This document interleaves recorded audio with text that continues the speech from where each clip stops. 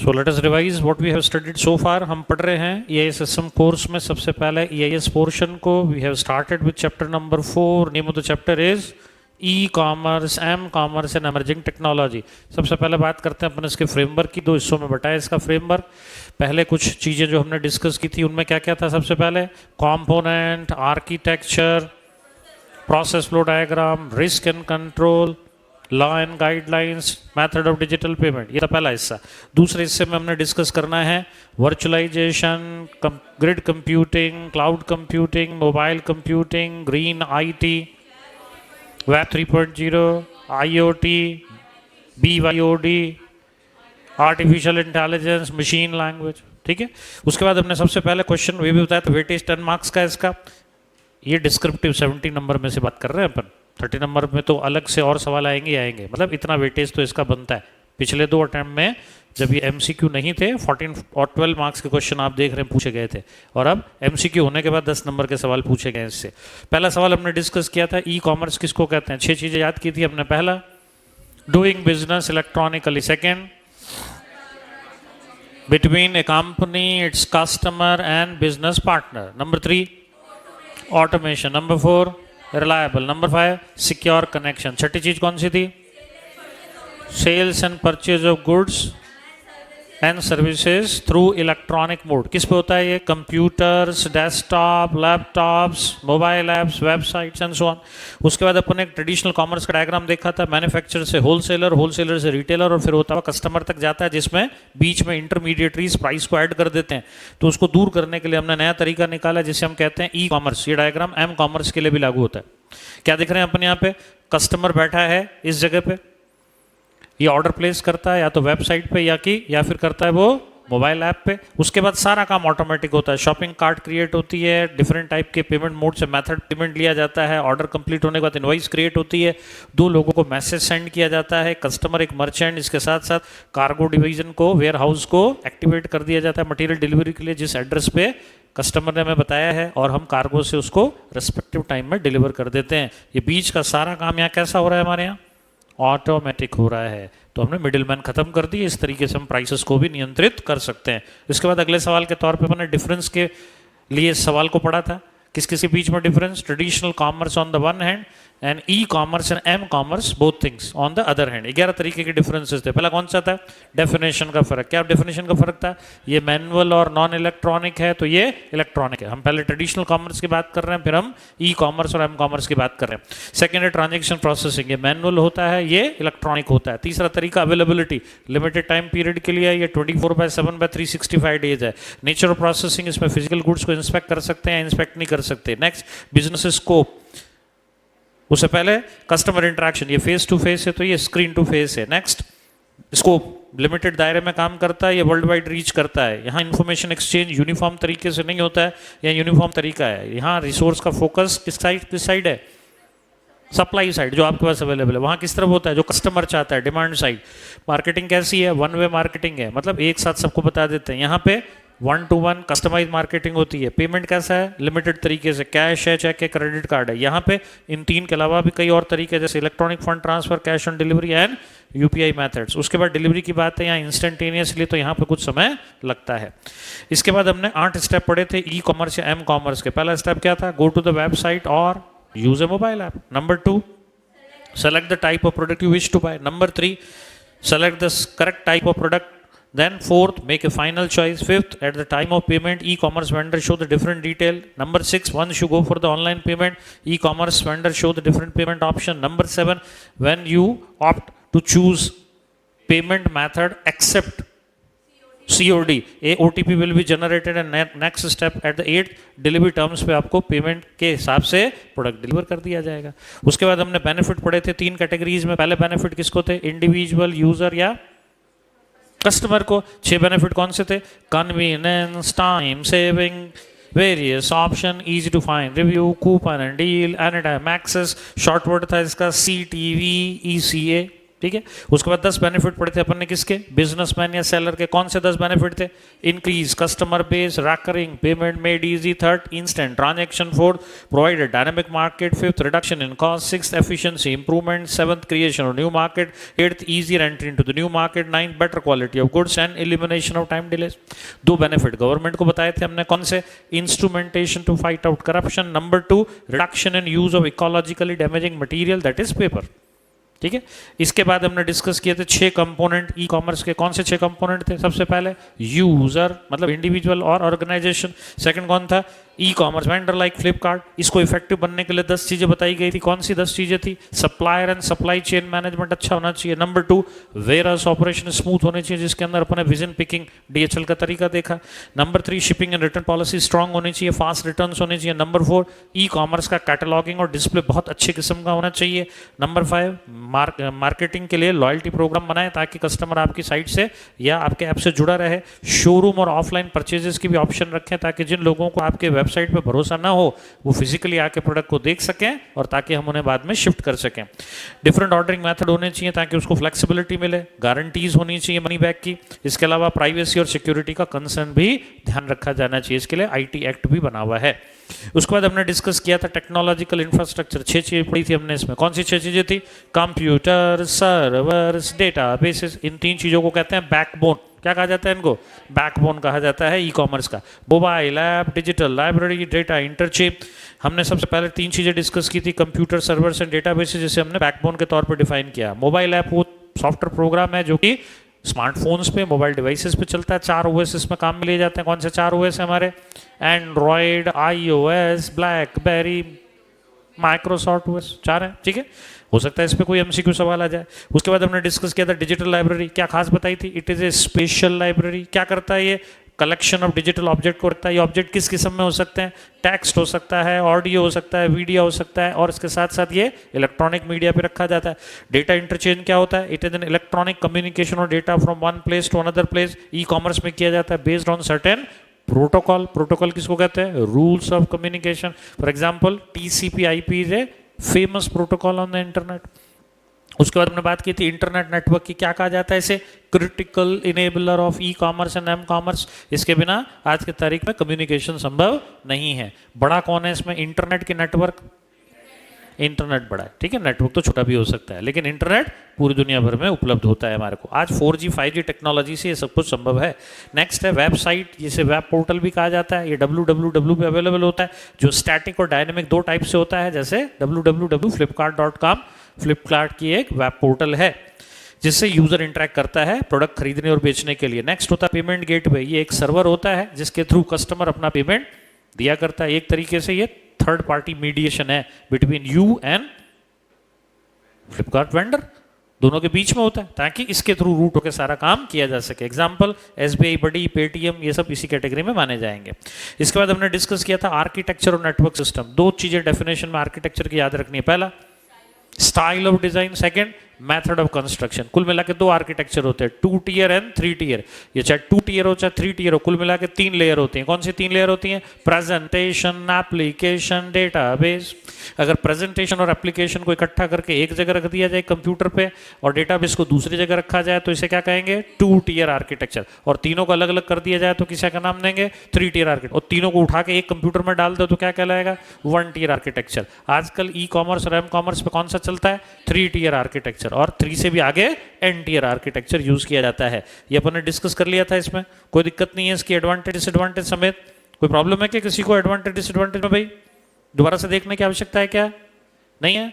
तो मान के चलें इतना सबको समझ में आ गया और याद भी हो गया है ना। 5-7 मिनट लगे मेरे ख्याल से, 8 मिनट लग रहे हैं, तो पूरा रिवीजन हो गया अपना। और कम्युलेटिव रिवीजन से चीजें याद होती चली जा रही। हाँ दिशा, एडवांटेज और डिसएडवांटेज आप मेन चीजें याद रखें। जैसे मैं बताऊं आपको 2 टियर में क्या याद रखेंगे, एडवांटेज में सिस्टम परफॉर्मेंस इज हायर, इतना अंडरलाइन कर लो बस। मैं कलर दूसरा ले लेता हूं, इतना अंडरलाइन कर ले, सिस्टम परफॉर्मेंस इज हायर, बस ठीक है। आगे की लाइन अपन अपना लिख लेंगे। सेकंड क्या लिखेंगे, प्रोसेसिंग इज शेयर्ड। सेकंड लिखो प्रोसेसिंग इज शेयर्ड। थर्ड क्या लिखोगे, simple structure, easy to setup and maintain. Disadvantage भी लिखोगे, performance deteriorate, if user increases, restricted flexibility in DBMS. इसी तरीके से इसके आ जाओ, बड़ा इजी है, clear separation, dynamic load balancing, change management, बस इतना याद रखना है, बाकी का एक्सप्लेनेशन आप खुद कर ले, आपको मेन मेन हेडिंग याद रखनी है, बिल्कुल मेन कीवर्ड याद रखने हैं। हाँ उनके नंबर हैं, क्योंकि सबसे पहले चेक करने वाला इन्हीं को देखता है, ये अवेलेबल हैं या नहीं है। अगर ये अवेलेबल है फिर बाद में बात की चीज़ें पढ़ता है वो, अगर ये अवेलेबल नहीं होता है तो एक माइंडसेट बनाता है उसको पूरे नंबर नहीं देना है। इंस्टीट्यूट के चेक करने का तरीका बता रहा हूँ मैं आपको, ठीक है। बहुत जल्दी मैं आपके साथ में कुछ कॉपीज भी शेयर करूंगा, थोड़ा पढ़ लो पहले, ठीक है ना। अभी तो अपन पहला यूनिट पढ़ रहे हैं, कुछ एक यूनिट पढ़ लोगे ना तो कुछ पुराने स्टूडेंट्स की कॉपी में शेयर करूंगा आपके साथ में, तो आप पाएंगे नंबर क्यों नहीं आते। आप पाएंगे उन्होंने लिखा ही नहीं ढंग से, कीवर्ड ही नहीं लिखे हैं, तो नंबर देवे क्यों इंस्टीट्यूट आपको, तो ये भी पता होना जरूरी है ना। हम पढ़ बहुत अच्छे से रहे, हम समझ भी बहुत अच्छे से रहे, लेकिन प्रेजेंटेशन का तरीका ही नहीं बताया गया आपको, तो बताओ फिर एग्जाम में पास कैसे करेंगे अपन। अपने विम्स और फैमसी से तो पास नहीं कर सकते ना कि कुछ भी लिख देने से पास कर देंगे। इंस्टीट्यूट क्या चाहता है वो हमें समझना होगा। तो हमारे पढ़ने का तरीका क्या है, हम सबसे पहले कंसेप्ट को समझ रहे हैं, ठीक है। कंसेप्ट के बाद में क्या कर रहे हैं, कीवर्ड को याद कर रहे हैं, और उसके बाद जहाँ जहाँ डायग्राम आता है उसको समझने की कोशिश करते हैं, और फिर उसको क्यूमुलेटिव रिवीजन में डाल देते हैं। और रोज ऐसा करने से बताओ चीज़ें अपने आप मेमोराइज होती चली जा रही हैं कि नहीं होती चली जा रही हैं। आज तक जितना पढ़ा है ना, ईजी है या नहीं है, कर सकते हैं कि नहीं कर सकते हैं, और धीरे धीरे आप पाएंगे पूरा कोर्स ही इस तरीके से याद हो जाएगा। लास्ट डे अगर फर्स्ट डे की बात वापस से मैं पूछूंगा कि बताओ जरा चैप्टर 4 का ओवरव्यू क्या था, तो मेरे ख्याल से जैसा आज कॉन्फिडेंस से बोल रहे हैं लास्ट वाले दिन भी बोलते पाए जाओगे, और उसके लिए कोई एक्स्ट्रा एफर्ट लगाने की जरूरत नहीं पड़ेगी, क्योंकि हम रोजमर्रा की जिंदगी में कल्चर में ढल रहे हैं, काम कैसे करना है, इंस्टीट्यूट पास कैसे करती है, और वो आपको हम दे रहे हैं यहाँ पे। तो इस तरीके से अपने को करना है, ठीक है। चले इससे आगे, और तो कोई डाउट नहीं है। इसी तरीके से डिसएडवांटेज में क्या था, increase need for network traffic control, current tools are immature, maintenance tools are currently inadequate, बस इतनी चीजें याद रखनी है अपने को।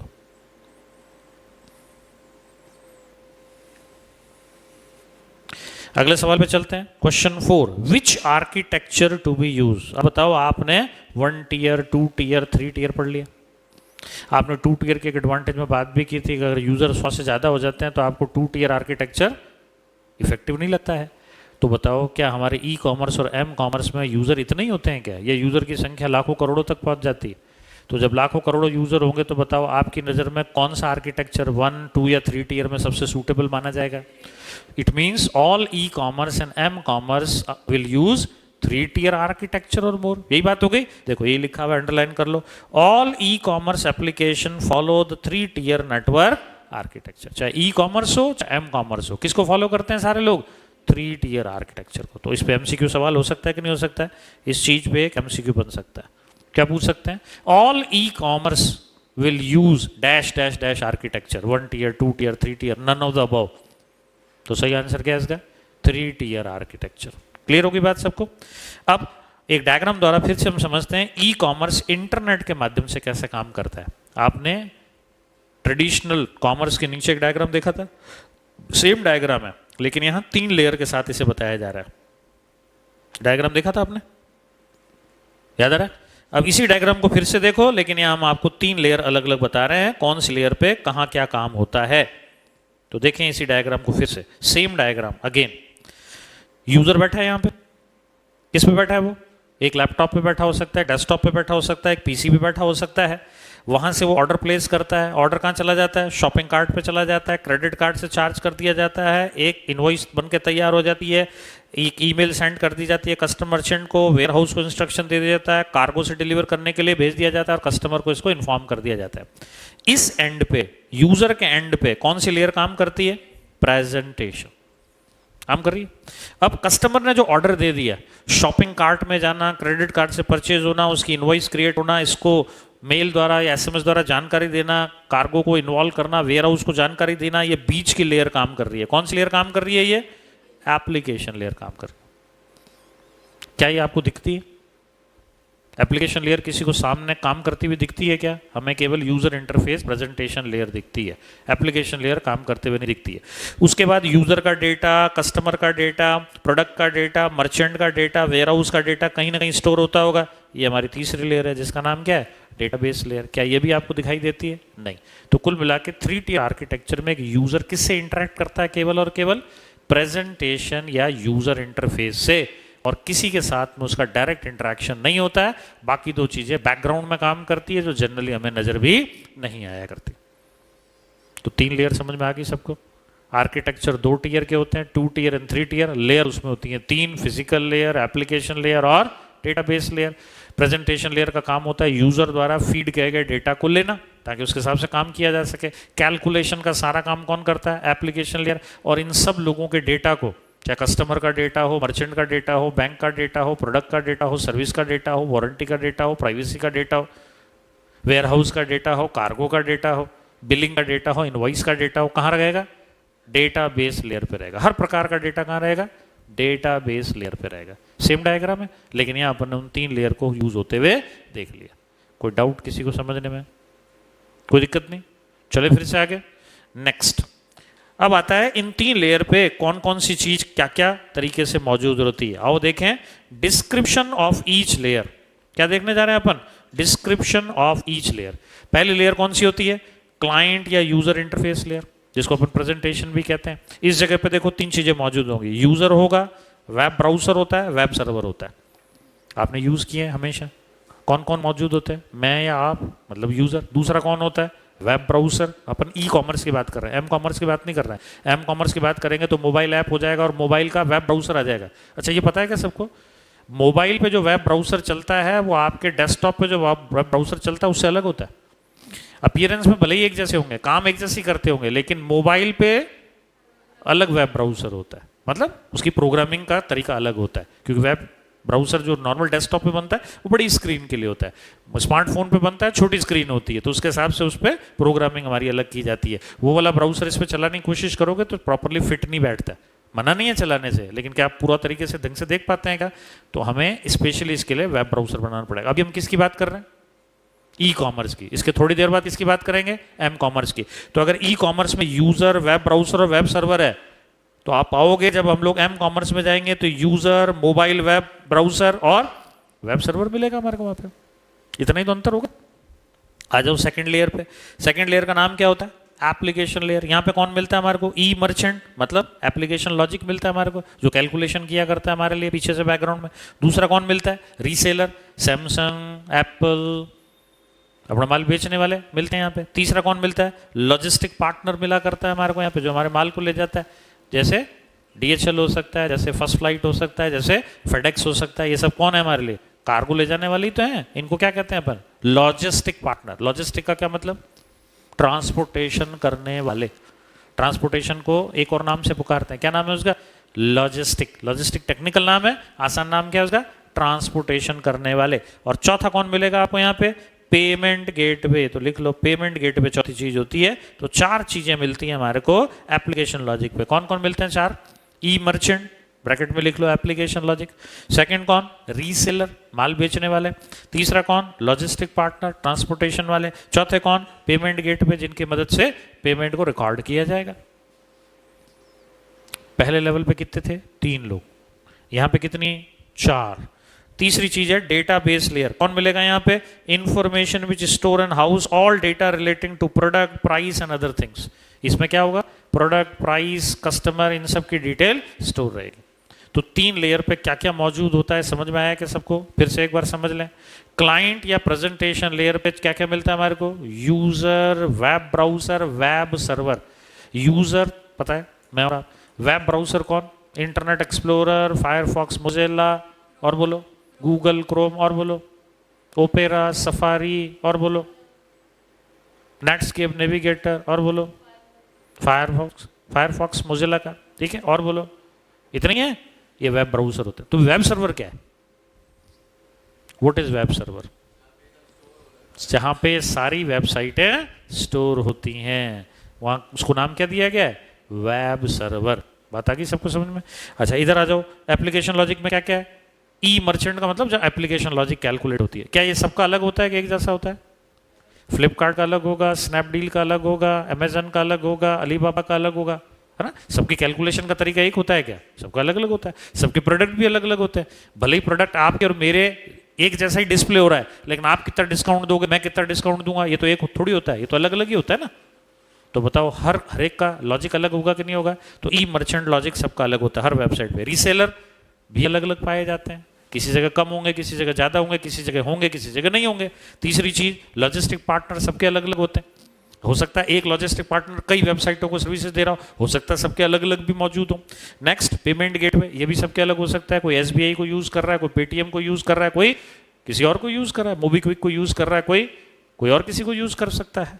तीसरा है डेटाबेस, ये भी सबके अलग अलग हो सकता है। कोई ओरेकल पे डेटा रखेगा, कोई साइबेस पे रखेगा, लेकिन रखेगा किसका, कस्टमर का रखेगा, प्राइस का रखेगा, है ना, इन्हीं चीज़ों का रखेगा, इनवॉइस का रखेगा, कार्गो का रखेगा, वेयर हाउस का रखेगा, डेटा इन्हीं का रखेगा, लेकिन डेटाबेस रखने का तरीका सबका अलग अलग हो सकता है। तो क्या सीखा अपन ने, 3 लेयर पे क्या क्या मौजूद होता है। फिर से याद करें, क्लाइंट या प्रेजेंटेशन लेयर पे 3 चीजें होती है। कौन सी 3 चीजें, user, web browser, web server. अब आ जाओ सेकंड लेयर, एप्लीकेशन लॉजिक, इस पे कौन सी 3 चीजें होती हैं, ई मर्चेंट, 4 चीजें, e merchant, reseller, logistic partner, payment gateway. अब आ जाओ तीसरी चीज, डेटाबेस लेयर, इस पे क्या होता है, सभी प्रकार का डेटा होता है, product, price, customer, invoices, warehouse and so on. कोई डाउट किसी को समझने में, क्लियर हो गया। याद होती जा रही है ना चीजें, घर पे जाके केवल रीडिंग ही लेने की जरूरत है और दूसरे दिन फिर अपन रिपीट कर रहे हैं। तो हर चीज हर बार वापस रिपीट करते चलेंगे तो एक नॉर्मल जो साइंस का भी सिद्धांत है वो ये कहता है कि कुछ दिनों बाद अगर नहीं पढ़ाया जाए तो चीज़ें धीरे धीरे हम भूलने लगते हैं, ठीक है ना। तो अगर उसको रेगुलरली रिवाइज करते चलेंगे तो कोई भी चीज़ हम भूलने नहीं पाएंगे। और इसीलिए अपन क्या कर रहे हैं, रोज कम्युलेटिव रिवीजन कर रहे हैं। आज शुरू करेंगे तो अब तक जितने दिन का पढ़ा है सब रिवाइज कर लेंगे, तो अपने आप भी क्या हो जाएंगी, चीज़ें कंठस्थ होती चली जाएंगी, याद होती चली जाएंगी और फिर रिप्रोड्यूस करने में किसी को दिक्कत नहीं आएगी। अब आ जाओ, अगर हम मोबाइल ऐप के थ्रू करें तो कैसा काम होता है। मोबाइल ऐप में क्या होता है, यूजर अपने स्मार्टफोन को लेकर बैठ के काम करता है। ई कॉमर्स में ये डेस्कटॉप पे होता है, यहाँ पे मोबाइल फोन पे हो रहा है, तो प्रेजेंटेशन लेयर यहाँ काम करेगी जैसे वहाँ काम करती थी, ठीक है। उसके बाद क्या होता है, रिटेल ट्रांजैक्शन मर्चेंट के बैंक तक जाता है, मर्चेंट के बैंक से फंड ट्रांसफर होता है, प्रोसेसिंग इंटरनेट पे हुआ करती है। और मोबाइल का वॉलेट जो होता है आपका, मोबाइल के कई वॉलेट होते हैं कि नहीं होते हैं, पेटीएम भी एक मोबाइल वॉलेट है, मोबीक्विक भी है, ऑक्सीजन भी है, पता नहीं और कितने, फ्री चार्ज भी है ना, फोन पे भी है, पता नहीं कितने आ गए हैं सारे, उनके थ्रू पेमेंट हो जाया करता है। तो यहाँ पे वो डायग्राम याद किसी को नहीं करना है ना, डायग्राम नहीं पूछते ये वाला, लेकिन अपने को समझ होनी चाहिए डायग्राम कैसे काम कर रहा है। तो यहाँ पे कौन काम कर रहा है, प्रेजेंटेशन। ये सारा का सारा काम ऑटोमेटिक हो रहा है, किसकी मदद से हो रहा है, एप्लीकेशन। और इन सब का डेटा भी यहाँ कहीं स्टोर होगा, डेटाबेस लेयर काम करेगी, क्लियर है। अब अगर इसी टर्म्स पे इन 3 चीजों को समझना हो तो इसकी टेबल भी देख लो। क्लाइंट और यूजर इंटरफेस पे क्या मिलता है हमारे को, मोबाइल ऐप मिलती है, यूजर मिलता है और मोबाइल वेब ब्राउजर मिलता है। 3 चीजें मिलेंगी अपने को, यूजर यूं का यूं है, दूसरा मोबाइल ऐप हो गया वेबसाइट की जगह, ठीक है, तीसरा ब्राउजर यूं का यूं हो गया, लेकिन ये मोबाइल पे चलने वाला ब्राउजर है, वो नॉर्मल ब्राउजर था। एप्लीकेशन लेयर में क्या क्या मिलेगा, ई मर्चेंट मिलेगा, रीसेलर मिलेगा, लॉजिस्टिक पार्टनर मिलेगा, गेटवे मिलेगा, ये तो चारों चीजें वैसी की वैसी। अब आ जाओ डेटाबेस में, इसमें भी वही है, प्रोडक्ट और प्राइस का डेटा रखा जाता है। तो अंतर कहाँ आया, केवल प्रेजेंटेशन लेयर पे। किसका अंतर आया, उधर वेबसाइट थी तो इधर मोबाइल ऐप है, उधर नॉर्मल ब्राउजर था तो इधर मोबाइल वेब ब्राउजर है, उधर भी यूजर है इधर भी यूजर, बाकी तो कोई अंतर है ही नहीं। तो बताओ बहुत जल्दी हम शिफ्ट नहीं कर गए ई कॉमर्स से एम कॉमर्स पे, क्योंकि बहुत ज़्यादा चेंज करने की आवश्यकता हमें नहीं पड़ी। तीनों लेयर में 2 लेयर तो ऐसा सच्ची काम आ गई हमारी, एप्लीकेशन और डेटाबेस। वो ऐसे भी बैकग्राउंड में होती है, यूज़र का कोई लेना देना नहीं है, यूज़र का एक्सपीरियंस तो होता है या तो वेबसाइट पे या फिर होता है मोबाइल ऐप पे। तो हमने थोड़ा सा अलग कर दिया, नॉर्मल ब्राउजर की जगह वेब ब्राउजर बना दिया मोबाइल के लिए, और उधर हमने वेबसाइट की बजाय यहाँ मोबाइल ऐप देना शुरू कर दिया। इतना देते ही हमारी एक नई मोबाइल ऐप एप्लीकेशन तैयार हो गई। कोई डाउट किसी को समझने में। अब आ जाओ, बीच में एक चीज हमने छोड़ी, उसको समझ लेते हैं। व्हाट इज एम कॉमर्स और मोबाइल कॉमर्स, वो तो आप करते हो, जरा मुझे बताओ क्या समझते हो मोबाइल कॉमर्स से आप, anybody, what is mobile commerce.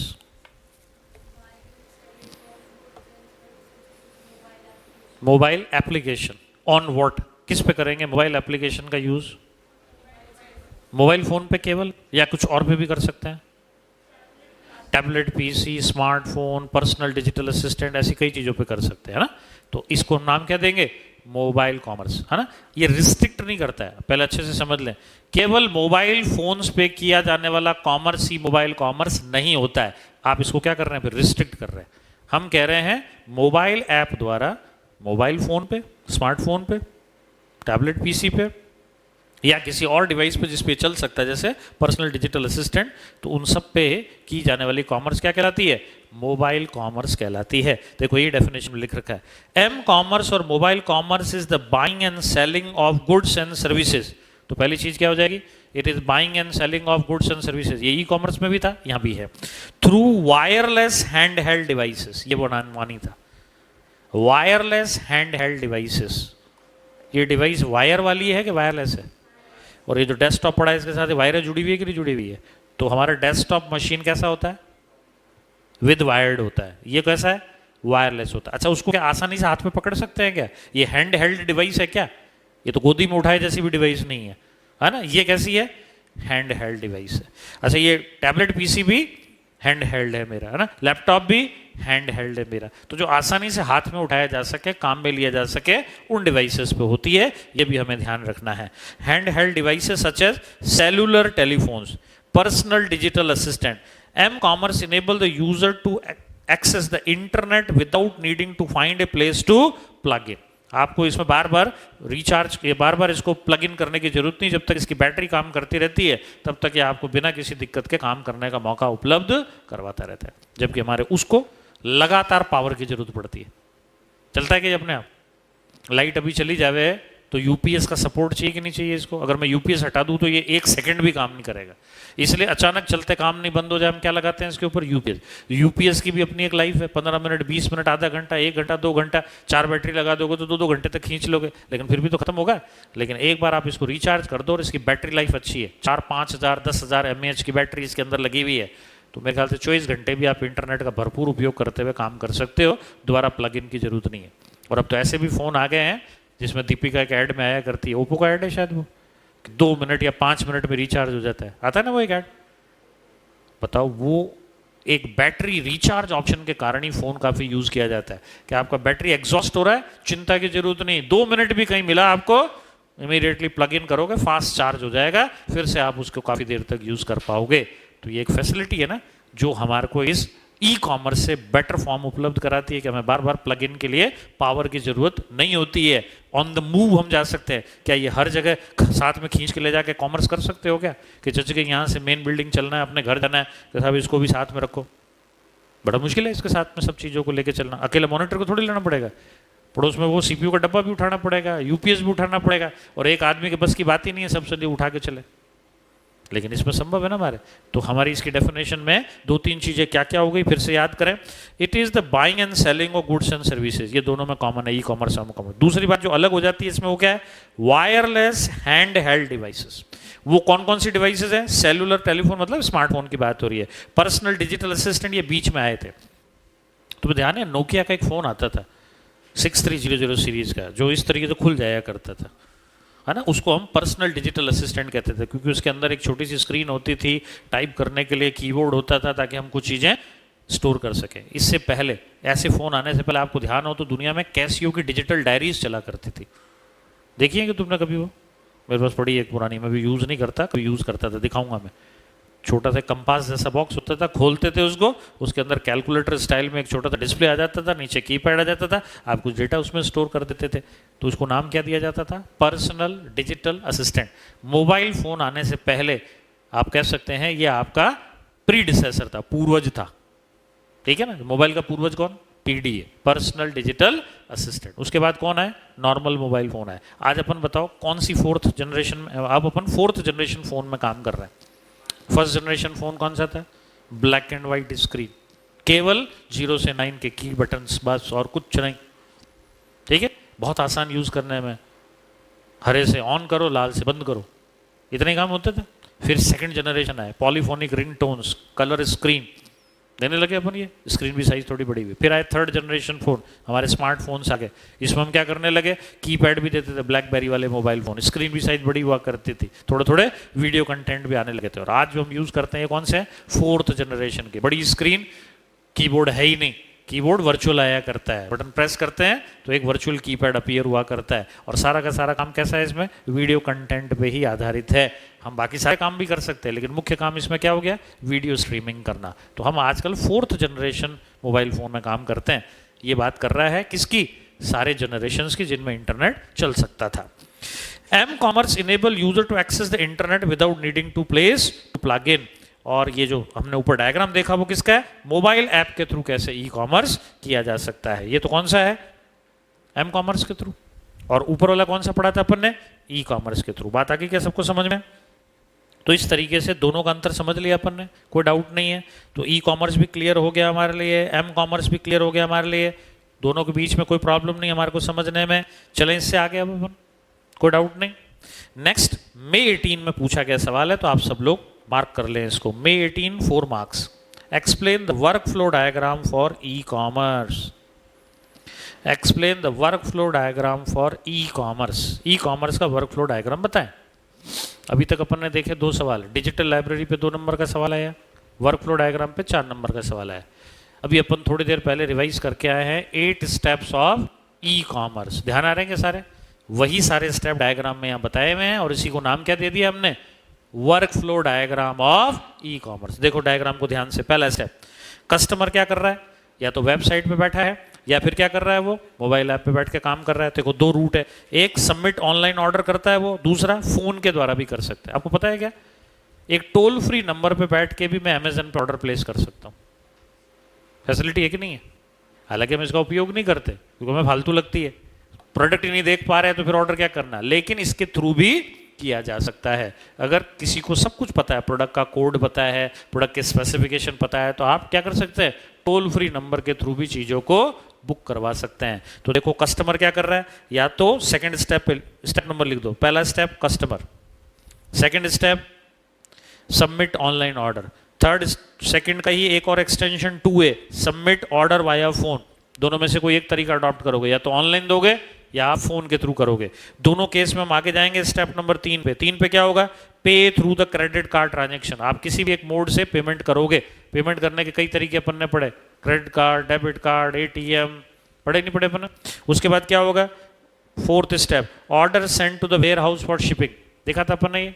उसके बाद क्या होता है, shipping is scheduled and send to the customer, कागज रवाना हो जाता है, और एक एरो द्वारा हम क्या करते हैं, कस्टमर को इसकी जानकारी भी दे दिया करते हैं। ये एरो क्या बता रही है, कम्युनिकेशन हो रहा है इसके बीच में, चाहे वो SMS के द्वारा हो या किसी और के द्वारा हो। फिर से समझो इस डायग्राम को।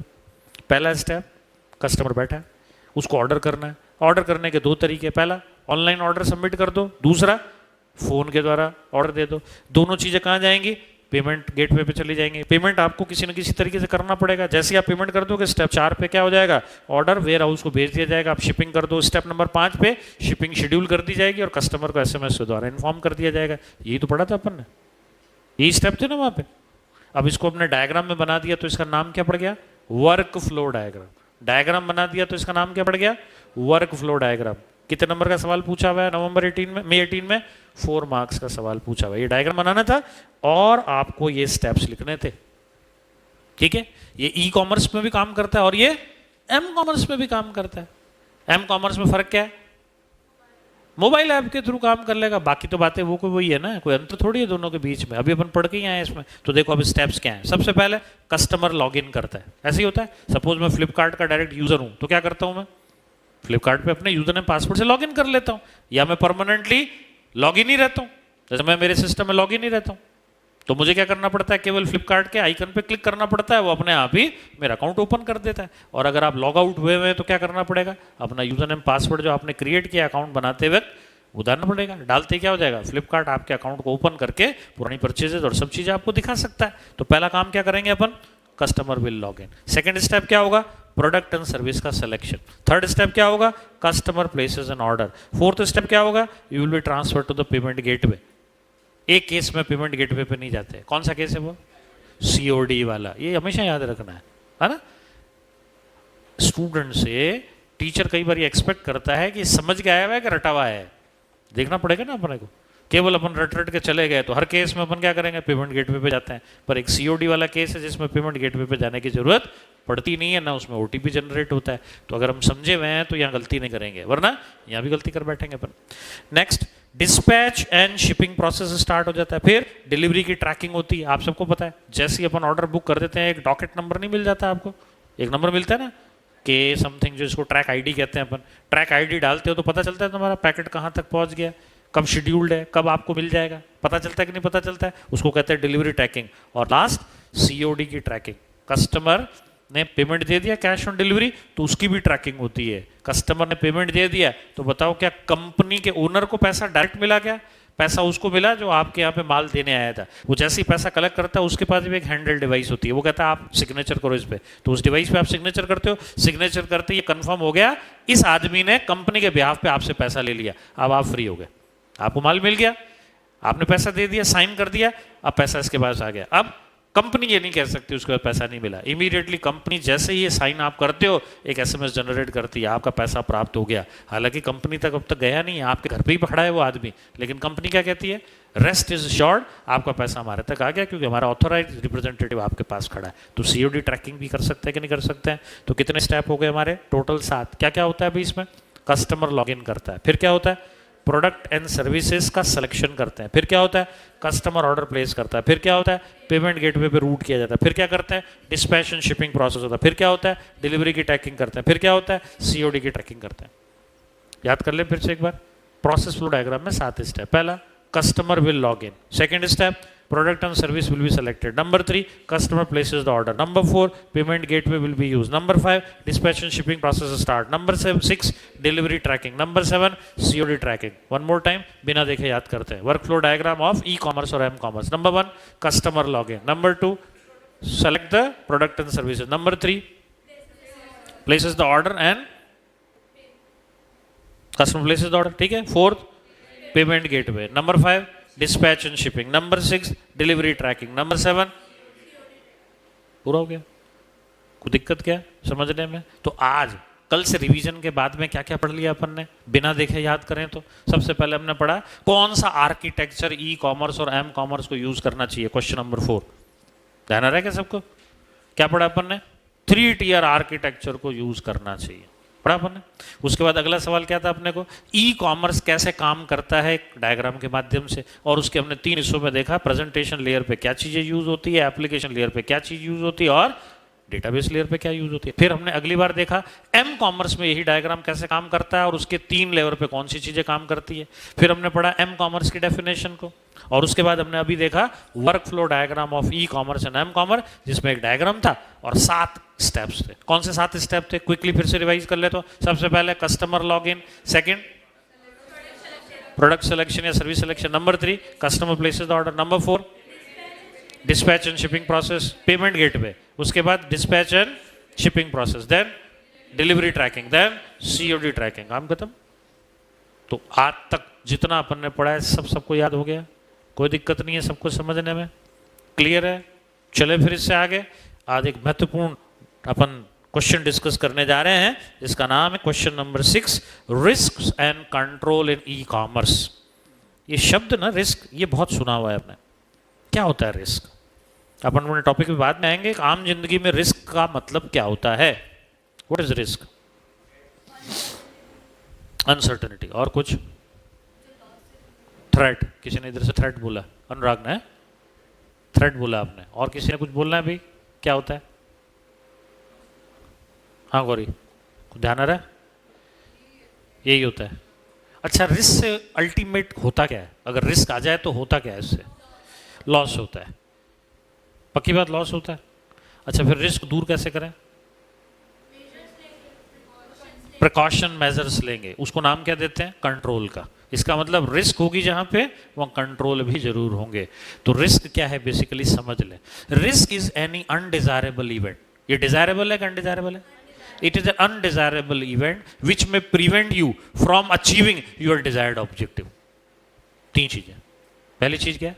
ये अनडिजायरेबल इवेंट, कोई नहीं चाहता उसके साथ हो, कोई नहीं चाहता। It is an undesirable event which may prevent you, आपको रोकता है। किस चीज से रोकता है? From achieving your desired objective. जो आप चाहते थे आउटपुट में आपके पास आए, अगर रिस्क मटेरियलाइज कर जाएगी तो फिर आप वो आउटकम प्राप्त नहीं कर पाओगे। तो 3 चीजें याद रखनी है रिस्क के बारे में, मैं भी लिखवा दूंगा डेफिनेशन। क्या है risk? It is an undesirable event which may prevent you from achieving your desired objective. अब मुझे बताओ, ई कॉमर्स में आपको पढ़ेंगे बाद में, आपको क्या क्या रिस्क नजर आती है एक एक करके? हाँ, लक्षित नाम है आपका? हाँ, सब आज कोशिश कर रहा हूँ मैं सबके नाम बोल दूँ एक बार। हाँ बताएं। कस्टमर जब पे कर रहा है तो उसके साथ पेमेंट का कोई फ्रॉड हो जाए। चलो हाँ दिशा।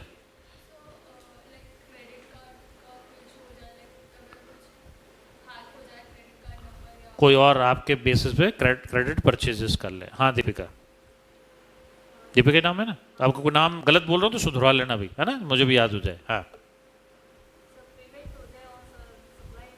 सप्लाई नहीं हो, पेमेंट ले लिया उन्होंने और माल आई नहीं आपके पास में।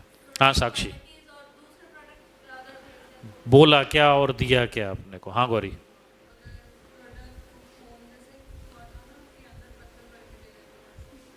जैसे मतलब मंगाया कोई और उसके साथ कुछ और ही चीज भेज दी, या नहीं भेजी, या पत्थरी भेज दी, या कुछ ऐसा कुछ कर दिया। हाँ अनुराग,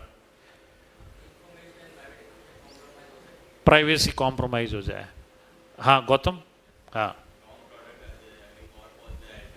एड्रेस चेंज हो जाए। अब विशाल भरत में कंफ्यूजन है, कौन विशाल कौन भरत? आप कौन है? आप विशाल, आप भरत, है ना? चलो विशाल बताए पहले।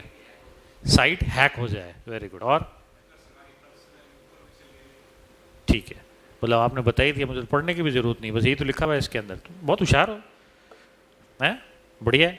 बस अब टेक्निकली अपने को उसकी हेडिंग याद रखनी है, बाकी तो पता है आप सबको।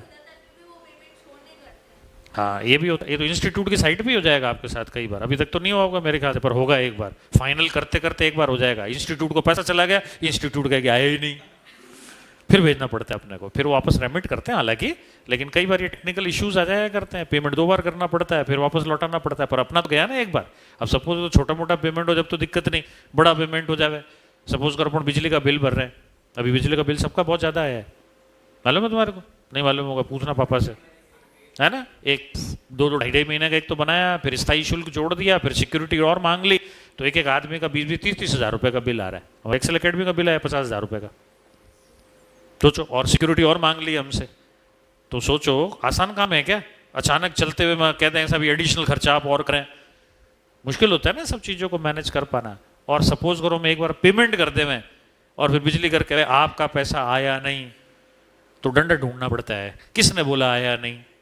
एक बार तो माथे पे दे के आया, फिर बात करेंगे दूसरी बारी से। तो पहले ये तो ज़्यादा भेज दिया, फिर तुझे दे दिया, फिर तू बोलता आया नहीं। ऐसी कौन सी ई कॉमर्स का तरीका है तुम्हारा जो काम ही नहीं करता? बताओ, है ना? पसंद आएगा क्या अपने को ऐसा कोई तरीका? तो ये सबसे बड़ी रिस्क है जो कई बार टेक्निकल ग्लिचेस के कारण हो जाया करती है। ठीक है, तो आओ इसी को पढ़ने जा रहे हैं। पहले डेफिनेशन लिख लें सब लोग, देखो मैंने लिख रखी है, आप ही लिख लें, लिखो सब लोग। रिस्क की डेफिनेशन क्या है? लिखो, any undesirable event, any undesirable event which may prevent you from achieving your desired objective। ठीक है, any undesirable event which may prevent you from achieving your desired objective is known as risk।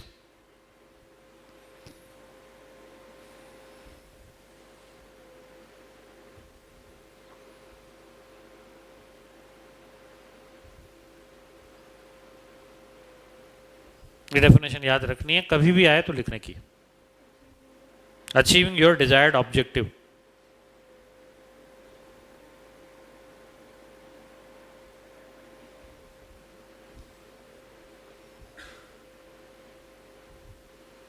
लिख लिया सबने?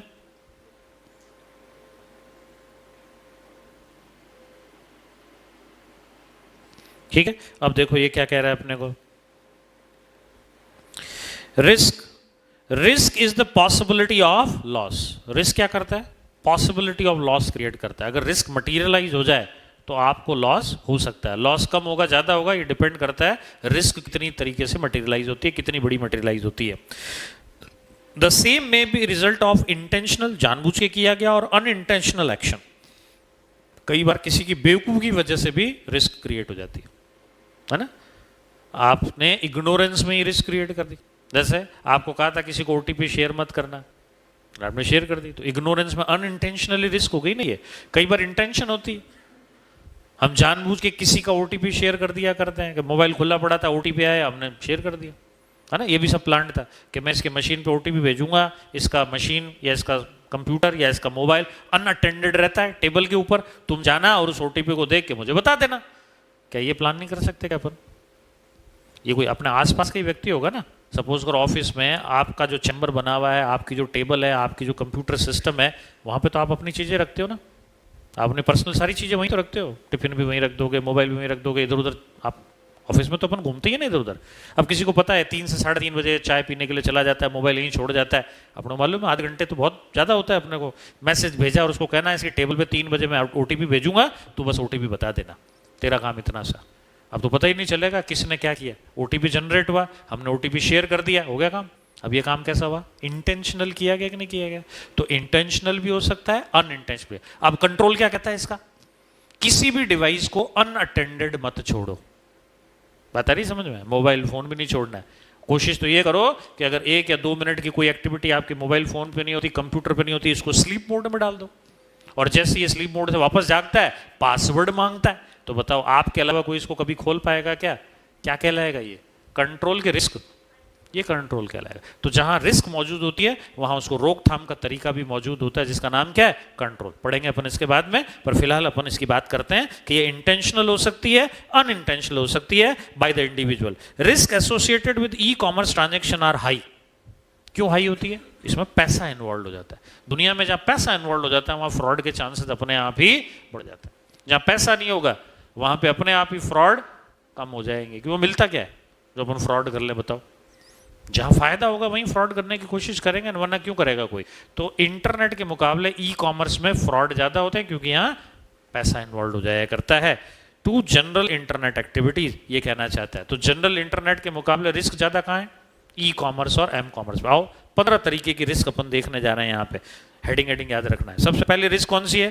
Privacy and security, कि hacker आके आपका data ले जाए। अभी आप में से किसी ने कहा शायद, ठीक है ना, ये बताई थी रिस्क किसी ने, लेकिन हेडिंग याद रखनी है अपने को। क्या हेडिंग याद रखेंगे? प्राइवेसी एंड सिक्योरिटी, बस इतनी याद रखेंगे। बाकी एक लाइन तो अपन लिख सकते हैं आगे, it comes into the point of hacking. ये तो पढ़े ना, आगे पढ़ लेंगे आप, ठीक है। मैं समझाता चल रहा हूँ, आगे घर से पढ़ लेना है इसको। एक एक कंसेप्ट को अपन डिस्कस कर रहे हैं। Number 2, quality issues. आप में से किसी ने कहा था मांगते क्या है देते क्या है, या तो सुपीरियर की जगह इन्फीरियर प्रोडक्ट दे दो, या मांगा क्या कुछ और दे दिया, किस कंपनी का मांगा दूसरी ब्रांड का दे दिया। ऐसे क्वालिटी इशू आ सकते हैं कि नहीं आ सकते हैं? Number 3, delays in goods and hidden cost. Material देने में डिले कर सकते हैं तो फिर मेरा काम रुक जाएगा। दूसरी बात, कई बार जो प्राइस वो बताते हैं और जो हमसे चार्ज करते हैं उसमें डिफरेंस होता है। वो कहते हैं साहब इसको इंपोर्ट करके मंगाया इसलिए इंपोर्ट ड्यूटी भी आप दो, तो आपको पहले लिखना चाहिए था ना। शिपिंग के बारे में बोलते नहीं, बाद में शिपिंग चार्जेस और ले लेते हैं। पहले तो बोलते ही नहीं है फ्री है कि लगेगा, तो जब हमारे घर आता है तो वो कहता है इतना पैसा दो तब मिलेगा।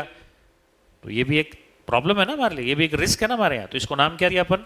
Delay in goods and hidden cost शामिल होती है इसके साथ में। Number 4, need access to internet and lack of personal touch. E commerce और एम कॉमर्स का प्रयोग करना है तो आपके पास इंटरनेट का होना अत्यंत जरूरी है। जिसके पास इंटरनेट नहीं है, क्या वो ई कॉमर्स और एम कॉमर्स पे काम कर पाएगा? रिस्क हो गई। नंबर 2, फिजिकल दुकान जैसा पर्सनल टच है क्या? नहीं है। वहाँ कौन बैठा माल दे रहा है हमें पता ही नहीं है। तो बताओ, जिसको ये पर्सनल टच वाली फीलिंग चाहिए वो कभी ई कॉमर्स और एम कॉमर्स पे आती है क्या? कभी नहीं आया करती। अच्छा, ये जो पर्सनल दुकानें हैं हमारी, ये किराने की या किसी और से, कई बार वहाँ पे अपने को एक्सपर्ट एडवाइस मिल जाया करती है, क्योंकि उस आदमी जो वहाँ पे बैठा है ना, उसका जो पर्सनल एक्सपीरियंस होता है इस माल बेचने का, वो बहुत ज़्यादा होता है। और आपको और आपकी डिमांड को देखते हुए वो कई सजेशन देता है जो ई कॉमर्स कभी नहीं देगा। देता है क्या? है ना। सपोज आप किसी दुकान पर जाओ, आप बोलना चावल दो, तुरंत सवाल आएगा क्या बनाना चाहते हो? काबुली की खिचड़ी। आप कहोगे काबुली तो अलग चावल देगा, आप कहोगे खिचड़ी तो अलग चावल देगा। क्या ई कॉमर्स में पूछता है क्या? चावल हो गया, ले ले चावल, जो प्राइस पे है सब प्राइस पड़े है मेरे पास, मर्जी है जो चुत। अब सपोज मुझे तो पता ही नहीं खिचड़ी में अलग लगते हैं ना, मैंने कभी खाना थोड़ी बनाया, मेरे तो घर में बनाने वाले लोग हैं, है ना। तो मुझे तो कहा था चावल लाने, अब अगले ने पूछा कौन से चावल, मैं कंफ्यूज हो गया। मुझे क्या पता चावल भी अलग अलग टाइप के आते हैं क्या? आते हैं कि नहीं आते हैं? एक कड़ी आया करती है, एक आधा आया करता है, एक पूरा आया करता है बासमती वाला, आते कि नहीं आते हैं? फिर इनमें भी वेराइटी आया करती है खूब सारी, है ना। कई तरीके की चीजें आया करती है। अब आप समझ रखते हो जब तो ठीक, नहीं तो कंफ्यूज हो जाओ। कई बार आप गए होगे दुकान पे ऐसी फेस टू फेस वाली में, जहां से माल खरीदना, आपने बोला तुरंत उन्होंने कह दिया किस पर्पज के लिए चाहिए। जैसे आपने कहा बादाम, तो पूछते हैं अमेरिकन बादाम चाहिए कि देसी बादाम चाहिए, तो आप पूछते हो अंतर क्या, कि अमेरिकन बादाम हमेशा मीठे होते हैं, कभी कड़वे नहीं निकलते हैं, और अगर बच्चों को खिलाना है, आप चाहते हैं इनको ताकत आए, या आप चाहते हैं घर में गोटा वोटे के साथ में कोई लड्डू वड्डू बना के सर्दी में बच्चों को खिलाया जाए, तो हम क्या कहेंगे, देसी बादाम ले जाओ। हो गया ना अंतर। ये फेस टू फेस में मिलेगा कि आपको ई कॉमर्स में मिलेगा? ये पर्सनल टच की कमी होती है ना। कई बार अपन जाते हैं, कहते हैं साहब शैम्पू देना, वो तुरंत अपने बाल देख लेता है कि आप ये मत ले जाओ, आप एंटी डेंड्रफ शैम्पू ले जाओ, क्योंकि आपके डेंड्रफ नजर आ रहा है मेरे को। ठीक है ना। बताओ ये कौन बता सकता है आपको? ई कॉमर्स बताएगा क्या कभी आपको? नहीं बता सकता ना। बताएगा कि कभी? कभी नहीं बता सकता वो आपको। तो ये पर्सनल फीलिंग कौन दे रहा है अपने को?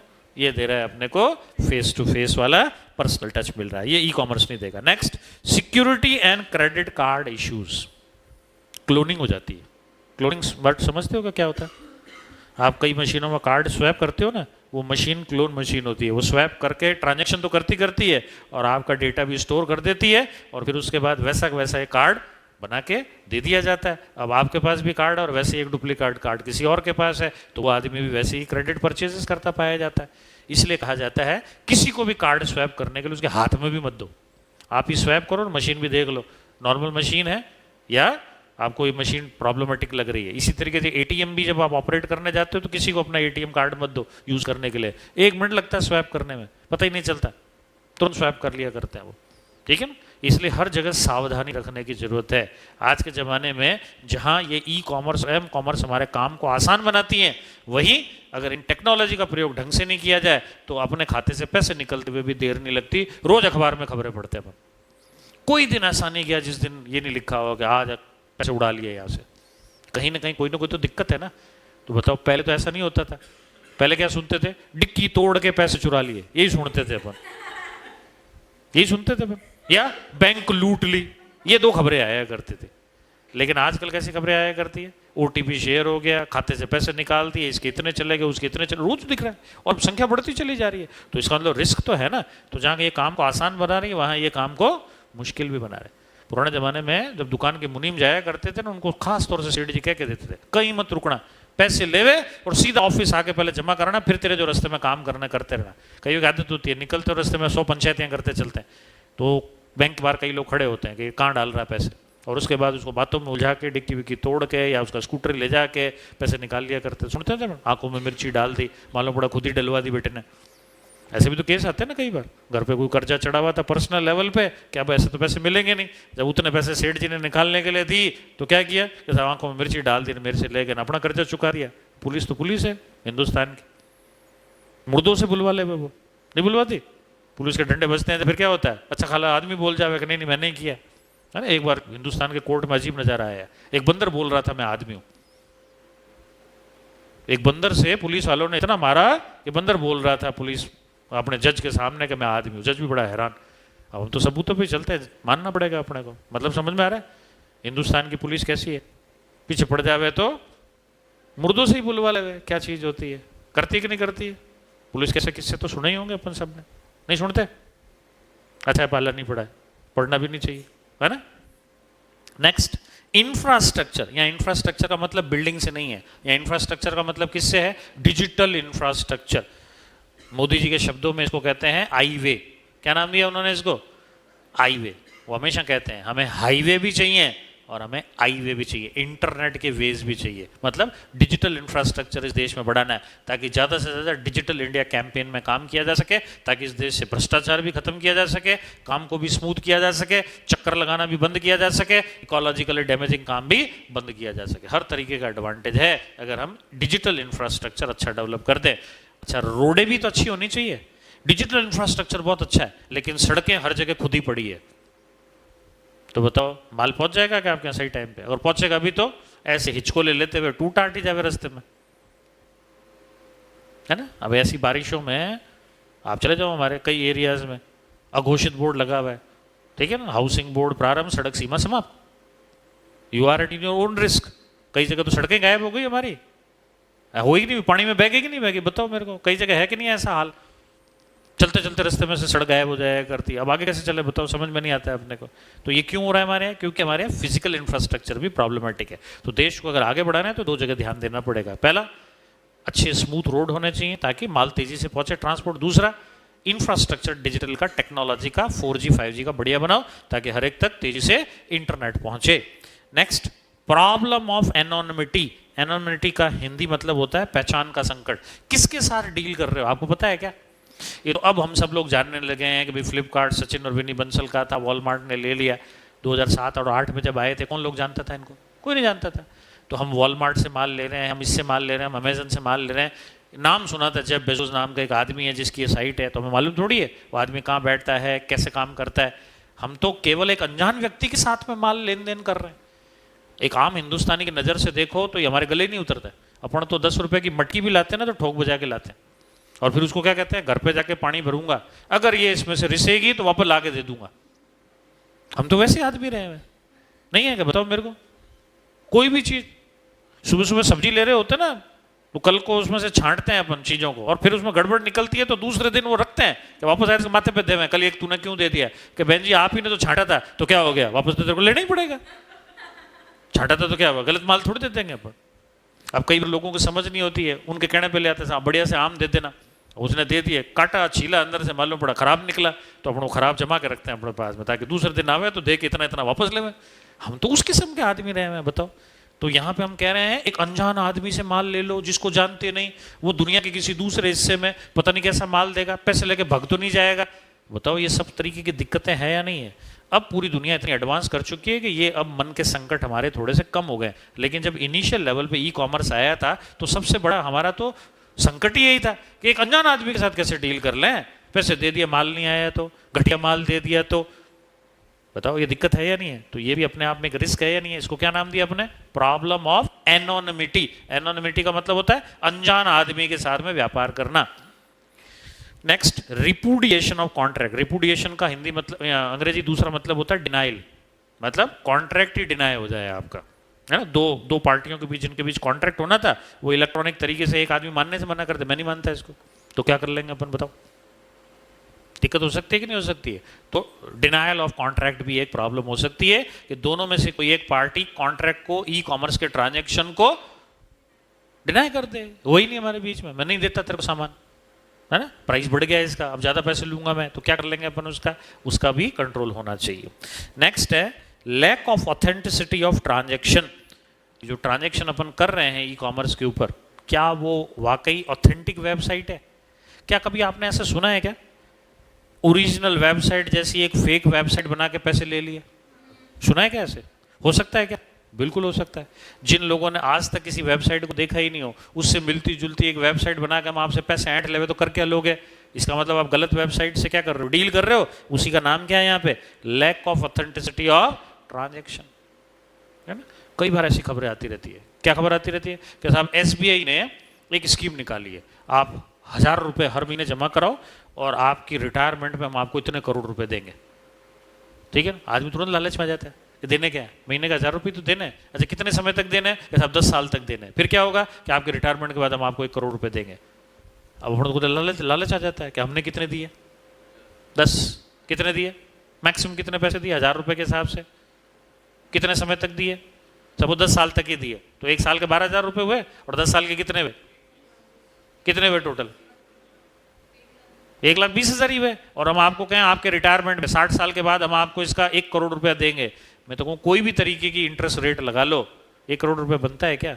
पर अपने को लालच क्या आता है? SBI के नाम से जरूर दे रहा होगा, तो हम क्या करते हैं उस खाते पे जमा देते हैं सब लोग 1000 रुपये। जब वो सारे पैसे उसका जमा हो जाते हैं, वो वेबसाइट ही बंद करके भाग जाता है। अब क्या करोगे बताओ? संकट है या नहीं है? ये भी अक्सर सुनाई दे रहा है। ठीक है ना, मुझे कोटक बैंक वाले बता रहे थे, पता नहीं किसने कौन सी कहीं से स्कीम निकाल दी कि साहब कोटक में इतने पैसे जमा करो, मिलते हैं। लोगों ने पैसे जमा करा दिए, वो पता नहीं किस साइट में चले गए, कोटक के पास आए नहीं। अब लोग कोटक की फिजिकल ब्रांच में पहुंच गए, पैसे लाओ हमारे। वो कब जमा कराए तुमने? कि तुम्हारी वेबसाइट पे थे, कि दिखा क्या वो एग्जिस्ट नहीं करती? कि जब एग्जिस्ट नहीं करती तो हम कैसे मान लें हमारे यहाँ कि नहीं हमारे को तो कोटक ही दिख रहा था उसके यहाँ, तुम्हारे जैसे ही कोटक का सिंबल बना हुआ था। तो बताओ फर्जी वेबसाइटें बना के काम कर सकते कि नहीं कर सकते हैं? खूब लोग हिंदुस्तान में नटवरलाल है, तो मालूम है एक नटवरलाल नाम का कैरेक्टर हुआ है भारत में, जिसके ऊपर 1975 में एक फिल्म बनी हुई है मिस्टर नटवरलाल। अमिताभ बच्चन ने एक्ट भी किया उसमें। वो नटवरलाल नाट्य किस्म का आदमी था, मतलब 4-4.5 फुट का था। जब उसके ऊपर मुकदमा चल रहा था तो कोर्ट में जज को बड़ी क्यूरियोसिटी हुई, है ना। कई बार वो केस लड़ते लड़ते ना जज भी कई बार अपने कमेंट रख देते हैं।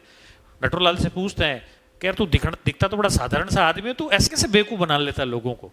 तो उसने बड़ा इंटरेस्टिंग जवाब दिया। उसने कहा साहब हिंदुस्तान में लोग बेवकूफ़ बनने के लिए बैठे हैं, मैं बनाता नहीं हूँ, ये खुद बनने के लिए बैठे हैं। तो उसने कहा ऐसे कैसे, क्या अभी प्रूव कर देता हूँ। 1975 में 25 पैसे चवन्नी चला करती थी, 25 पैसा। तो उसने कहा कोई मुझे चवन्नी देगा। कोर्ट रूम में जितने लोग बैठे थे उन्होंने टेबल पे 25 पैसे का ढेर लगा दिया कि पता नहीं इसका क्या करने जा रहा है। जज से भी राह आ गया, उसने भी अपनी जेब से निकाल के चवन्नी रखी। नटूलाल ने कहा साहब मैंने एक चवन्नी मांगी थी, दुनिया ने इतनी सारी चवन्नी दे दी, मैं बेवकूफ़ क्यों नहीं बनाऊं, ये बनने के लिए बैठे।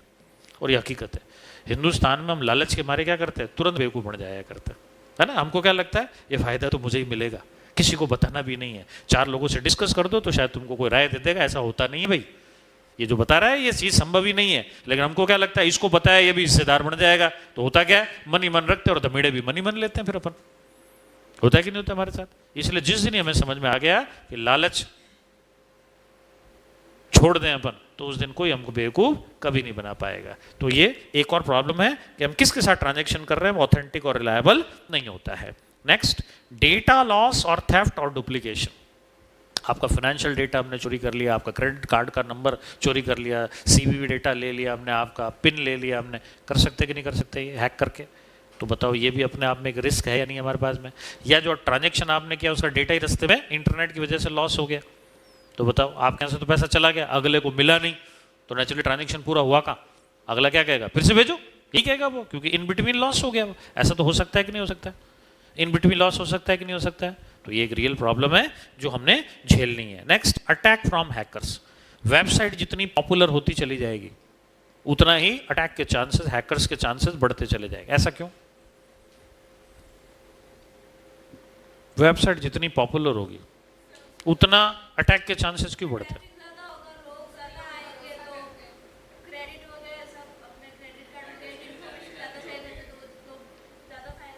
ज़्यादा फायदा होगा, हाँ। और कुछ क्या बता रहे हैं आप?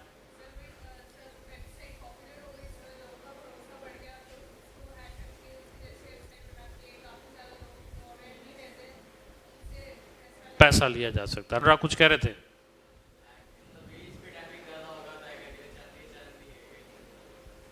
एक हिंदी में कहावत बनी हुई है, फलदार वृक्ष पे ही पत्थर मारे जाते हैं। बात समझ में आ रही है? जिस पे फल लगे होंगे उसी पे पत्थर मारोगे ताकि फल तुमको मिले। एक पेड़ पे ठूंठ हो, मतलब पत्तियां भी नहीं, टहनियां भी नहीं, कुछ नहीं, ऐसे तना खड़ा हो, उस पर पत्थर मारते हैं क्या अपन कभी? उस पे है क्या जो पत्थर मारेंगे अपन? बताओ। तो किस पे मारते हैं अपन? फलदार वृक्ष पे। मतलब समझ में आ रहा है? एक जिंदगी की फिलॉसफी समझ लो। जब तुम्हारे बारे में लोग तरह तरह की बातें बनाने लग जाए, अच्छी और बुरी, तो समझ लेना अब तुम्हारा नाम हो गया है। ठीक है? बदनाम वही होते हैं जिनका पहले कोई नाम हो रहा होता है, बाकी तो जिनको जानते नहीं उसके बारे में बात कौन करता है? बताओ। बात आ रही कुछ समझ में? तो ई कॉमर्स की वेबसाइट बड़ी पॉपुलर हुई, ट्रैफिक बढ़ा, तो हैकर्स को भी लगा इसी पे नुकसान करेंगे तो फायदा मिलेगा, वरना बाकी पे नुकसान करके क्या मिलने जा रहा है ना? हिंदी में फिर इसके लिए कहावत बनी हुई है, नंगा खाएगा क्या निचोड़ेगा क्या। जैसे पाकिस्तान की अभी हालत है, हमने धारा 370 हटाई तो इमरान खान ने डिसीजन क्या लिया, समझौता एक्सप्रेस रद्द कर देते हैं, व्यापार बंद कर देंगे, तो नुकसान तेरा ही है भाई, हमारा थोड़ी है। तेरे यहाँ भाव बढ़ जाएंगे, अभी कल परसों तुम सुनोगे, अभी सुनाई दे रहा है, अभी तो ये नहीं हुआ था उससे पहले, प्याज महंगा, दूध महंगा, और अब ये जो इन्होंने व्यापार अभी बंद किया ना, इसके कारण रोटियां महंगी हो जाएगी, आटा भी नहीं चलता उनके यहाँ। तो अभी बीच में सुनाई दे रहा था, रोटी 120 रुपए की, तंदूरी रोटी खाते हैं वो लोग, ठीक है, 120 रुपए की एक रोटी। तो सोचो आदमी रोटी भी नहीं खा पाएगा वहां तो। ठीक है, तो बताओ पंगा किससे ले रहे हो तुम? पंगा किससे ले रहे हो तुम? है ना? तो तुम्हारे पास कुछ है ही नहीं, पंगा लेने का मतलब ही नहीं बनता तुम्हारा। गुस्सा इजहार करने का दूसरा रास्ता अडॉप्ट करते, ये तो आत्महत्या करने जैसा है, कुछ सामान नहीं है और ऊपर से प्रॉब्लम खुद की क्रिएट कर रहे हो तुम, है ना? तो बात समझ में आ रही है? तो अपन क्या कह रहे हैं, हैकर्स का अटैक वहां होगा जो ई कॉमर्स पॉपुलर होगी। नेक्स्ट क्या है, डिनाइल ऑफ सर्विस। वायरस के कारण या किसी और के कारण आपका सर्वर ही डाउन कर दूंगा तो सर्विस दे पाओगे क्या आप? अच्छा, एक तरीका और होता है, मैं आपके ईमेल अकाउंट, आपका बिजनेस ईमेल अकाउंट है और मैं चाहता हूं उस ईमेल अकाउंट को मैं ब्लॉक कर दूं, तो मैं क्या करूंगा, लगातार ईमेल पे ईमेल भेजता चला जाऊंगा आपको, एक ही ईमेल 100 बार भेज दूंगा, तो क्या होगा, अल्टीमेटली आपका ईमेल बॉक्स भर जाएगा, फिर कोई और लेजिटिमेट मेल किसी की आने वाली होगी तो आपका बॉक्स फुल हो जाएगा, तो मेल रिटर्न हो जाएगी, क्या आएगी? रिटर्न हो जाएगी। ईमेल बॉक्स की एक साइज होती है ना, 5 GB 10 GB जो भी है, वो भरने के बाद क्या करोगे? अगली मेल तो नहीं आएगी ना तुम्हारे को। तो मैंने क्या किया, फ्लड कर दी ईमेल बॉम्बिंग करके, बहुत सारी ईमेल तुमको भेज दी लगातार, तुम्हारा ईमेल बॉक्स भर गया। अब तुम्हारे किसी और के साथ भी मेल होनी थी वो नहीं हो पाएगी। बताओ, इस तरीके से भी मैंने क्या किया, तुम्हारी सर्विसेज रोक दी कि नहीं रोक दी। ये बिल्कुल वैसे ही है जैसे किसी को परेशान करना है, बार बार उसको फ़ोन करो और इधर से कुछ बोलो ही मत। क्या हो जाएगा, थोड़ी देर बाद फ़ोन उठाना ही बंद कर देगा। वो फ़ोन उठाना ही बंद कर देगा, इसका मतलब किसी और का फ़ोन भी आना होगा, वो भी नहीं आएगा। इसका मतलब हमने उसको परेशान करने में कामयाबी पा ली। क्या ऐसा नहीं कर सकते क्या? ऐसा हैकर्स नहीं कर सकते क्या? कर सकते हैं ना। ये भी एक तरीका है रिस्क क्रिएट करने का। तो denial of service, virus, email bomb के कारण, फ्लड के कारण। अभी देखो पूरे भारत भर में फ्लड आई हुई है, तो बताओ कई जगह काम रुका है कि नहीं रुका है। तो ये भी एक रिस्क है ना हमारे साथ में। नेक्स्ट क्या है, non recognition of electronic transaction in the court of law. Electronic transaction को मान्यता ही नहीं देते हम। तो बताओ फिर आप प्रूव कैसे करोगे? ठीक है, आपकी जानकारी के लिए बता दूं, हिंदुस्तान में आईटी एक्ट बना 2008 में। तब से जाके हम लोग इलेक्ट्रॉनिक ट्रांजैक्शन को कोर्ट में चैलेंज करने लगे, प्रूव करने लगे और सजाएं देने लगे।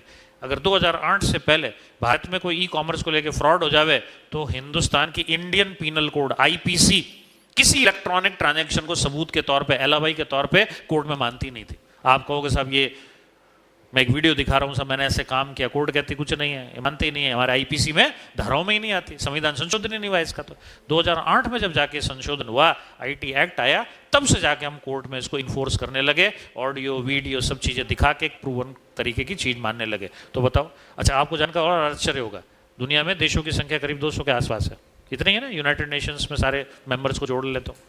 लेकिन आईटी एक्ट कुल मिला के 52 से 55 देशों में ही इस समय लागू है पूरी दुनिया में। इसका मतलब करीब करीब 150 देश तो ऐसे हैं जो आईटी एक्ट रखते ही नहीं अपने पास में। अब नाइजीरिया से कोई बैठ के आदमी हिंदुस्तानी सर्वर पे फ्रॉड करता है, नाइजीरिया में आईटी एक्ट ही एग्जिस्ट नहीं करता, पकड़ के सजा क्या दें? बताओ, सजा तो उनको उनके कानून के हिसाब से देनी पड़ेगी। अपन वहां से उसको पकड़ के यहाँ तो ला नहीं सकते। अगर मेरी उस देश के साथ में कोई एक्स्ट्राडिशन ट्रीटी है, प्रत्यर्पण संधि, तब तो पकड़ लाऊंगा। पर क्या इतना आसान है क्या कि हम यहाँ के पुलिस को वहां भेजे और वो आदमी भी इंतजार कर रहा है, अच्छा भारतीय पुलिस आएगी, तिहाड़ जेल आना है मेरे को, वहां से भागने की कोशिश नहीं करेगा क्या? वो इजीली हाथ आएगा क्या आपके? बताओ। तो कितना मुश्किल काम है। और ई कॉमर्स ने क्या किया, पूरी दुनिया में कहीं से भी फ्रॉड बनाने का एक आसान सिस्टम कर दिया। और ये जितने भी हैकर्स बैठे हैं ना, ये क्या करते हैं, पूरी दुनिया को ही बेवकूफ मानते हैं। 7 अरब के ऊपर की पॉपुलेशन है इस समय, 7 बिलियन कहा जाता है।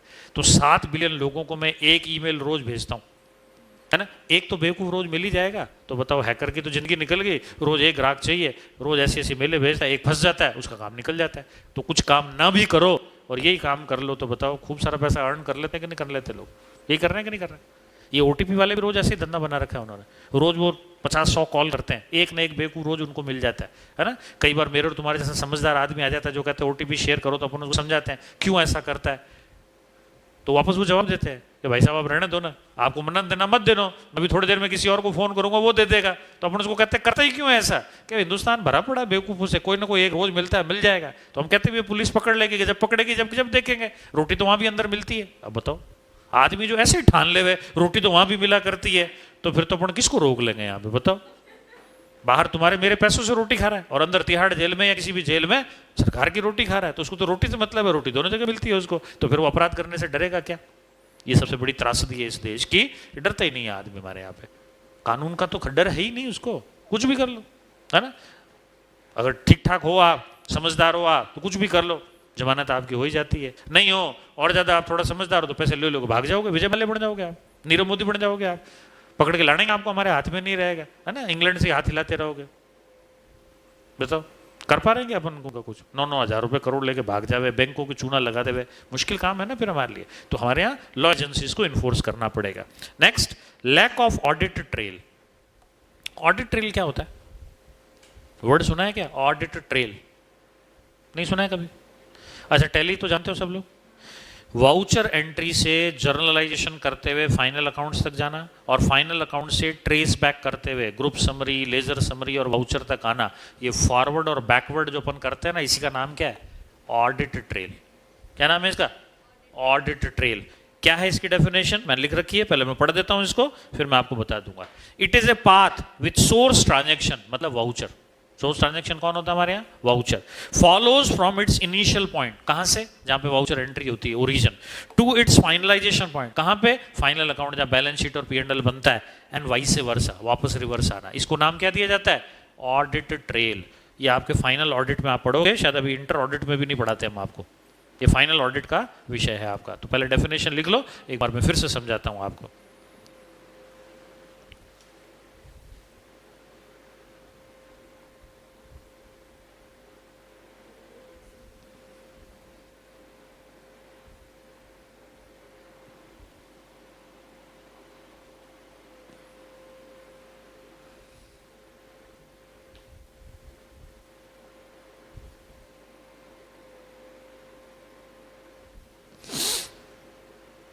Audit trail is a path which source transaction, that is voucher, follows from its initial point, that is voucher entry, initial point मतलब origin, to its finalization point, that is final account, that is balance sheet, P&L, cash flow, fund flow, and vice versa। उसी रास्ते से पीछे वापस आओ तो उसको कहते हैं ऑडिट ट्रेल।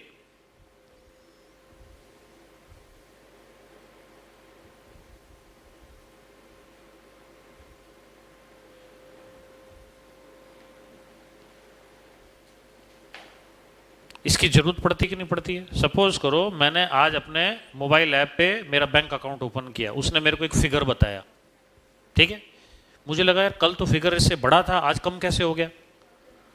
तो मुझे क्या जानना चाहिए, इसमें कौन सी एंट्रियां और हुई हैं जिसके कारण ये बैलेंस बना है। तो मैं क्या करता हूं, पिछली 10-20 एंट्रियों को, पिछले महीने के सारे ट्रांजैक्शन को, विड्रॉल डिपॉजिट के देखना चाहूंगा। अगर वो मुझे दिखा देता है, इसका मतलब क्या है? Audit trail is present. और अगर वो नहीं दिखा पाता है तो बताओ ये बैंक जो मुझे बैलेंस बता रहा है, मैं इस पर विश्वास क्यों करूं? मैं तो कहूँगा मेरा तो पुराना बैलेंस था, ये डेबिट क्रेडिट जो आपने किया है इसकी डिटेल बताओ जब तो मैं मानूं। लेकिन अगर ये चीज़ें वहाँ मौजूद हो तो बताओ मुझे भी विश्वास होगा कि नहीं होगा। तो ई कॉमर्स और एम कॉमर्स में बताओ आपको ऑडिट ट्रेल इसेंशियल तौर पे मौजूद होना चाहिए कि नहीं होना चाहिए? होना चाहिए। सपोज करो आपने एक मटेरियल परचेज किया, तो उसका प्राइसेस क्या हो गया, आपका बैंक बैलेंस क्या था, ये अमाउंट डेबिट कर दिया जाए, फाइनल अकाउंट जो आए वो इतना घटाने के बाद बनता हो, इसका मतलब क्या है? ट्रांजैक्शन प्रॉपर तरीके से वाउच हो गया, मुझे कोई दिक्कत नहीं है। लेकिन वो बोल कुछ और रहा है, हो कुछ और रहा है, तो मुझे शक होगा ना, कहीं ज़्यादा तो नहीं चार्ज कर लिया मेरे से इसने। तो बताओ ऑडिट ट्रेल ट्रांसपेरेंसी क्रिएट करता है कि नहीं करता है? अगर वाउचर एंट्री करने के बाद फाइनल अकाउंट तक वो ठीक दिखता है, और फाइनल अकाउंट से ट्रेस बैक करते हुए वाउचर तक आ जाए वो ठीक प्रोसेस होता हुआ दिखता है, तो बताओ टैली के ऊपर मेरा विश्वास बढ़ता है कि नहीं बढ़ता है? तो ऑडिट ट्रेल मौजूद होना अच्छी बात है कि नहीं होना अच्छी बात है? ऑडिट ट्रेल होना अच्छी बात है। तो बात समझ में आ गई ऑडिट ट्रेल का क्या मतलब होता है? क्लियर है? टैली के रेस्पेक्ट में मैंने बात की, करके दिखाऊंगा टैली में, बात तो समझ गए? कोई भी तरीके की सेल्स, परचेज या कॉन्ट्रैक्ट कोई एंट्री कर दो, जर्नलाइजेशन होगा उसका, लेजर क्रिएशन होगा, फाइनल अकाउंट तक जाएगा, ये तो हुआ फॉरवर्ड रास्ता। फिर फाइनल अकाउंट के किसी फिगर पे क्लिक करें, ग्रुप समरी आती है, फिर लेजर समरी आती है, फिर वाउचर तक पहुंचते हैं, ये हो गया रिवर्स रास्ता। तो ये फॉरवर्ड और रिवर्स जो अपन चलते हैं ना, इसी का नाम क्या रखा गया? Audit trail. क्या बताओ ये हर जगह मौजूद होना चाहिए कि नहीं होना चाहिए? इंश्योरेंस सेक्टर में चाहिए, बैंकों में चाहिए, किसी भी जगह चाहिए, ताकि मैं विश्वास कर सकूं कि मेरे सामने जो ट्रांजैक्शन दिखाई जा रहे हैं वो प्रॉपर तरीके से प्रोसेस होके बने हैं। अगर मुझे उनके ट्रांजैक्शन की प्रोसेसिंग नहीं दिखाई जाती तो मैं इस पे भरोसा कैसे कर सकता हूं कि ये सही है या गलत है? सही दिखना चाहिए ना मेरे को होते हुए, और इसी का नाम क्या रखना अपन ने? Audit trail. तो बताओ ऑडिट ट्रेल विजिबल होनी चाहिए कि लैक ऑफ ऑडिट ट्रेल चलेगा? तो बताओ रिस्क क्या है? Lack of audit trail. Audit trail visible होनी चाहिए, लैकिंग नहीं होनी चाहिए। और लास्ट 15वां पॉइंट कौन सा है? Problem of piracy.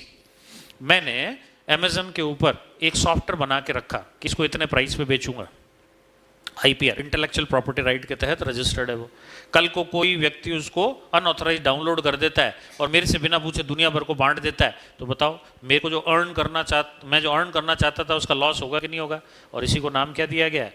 Problem of piracy.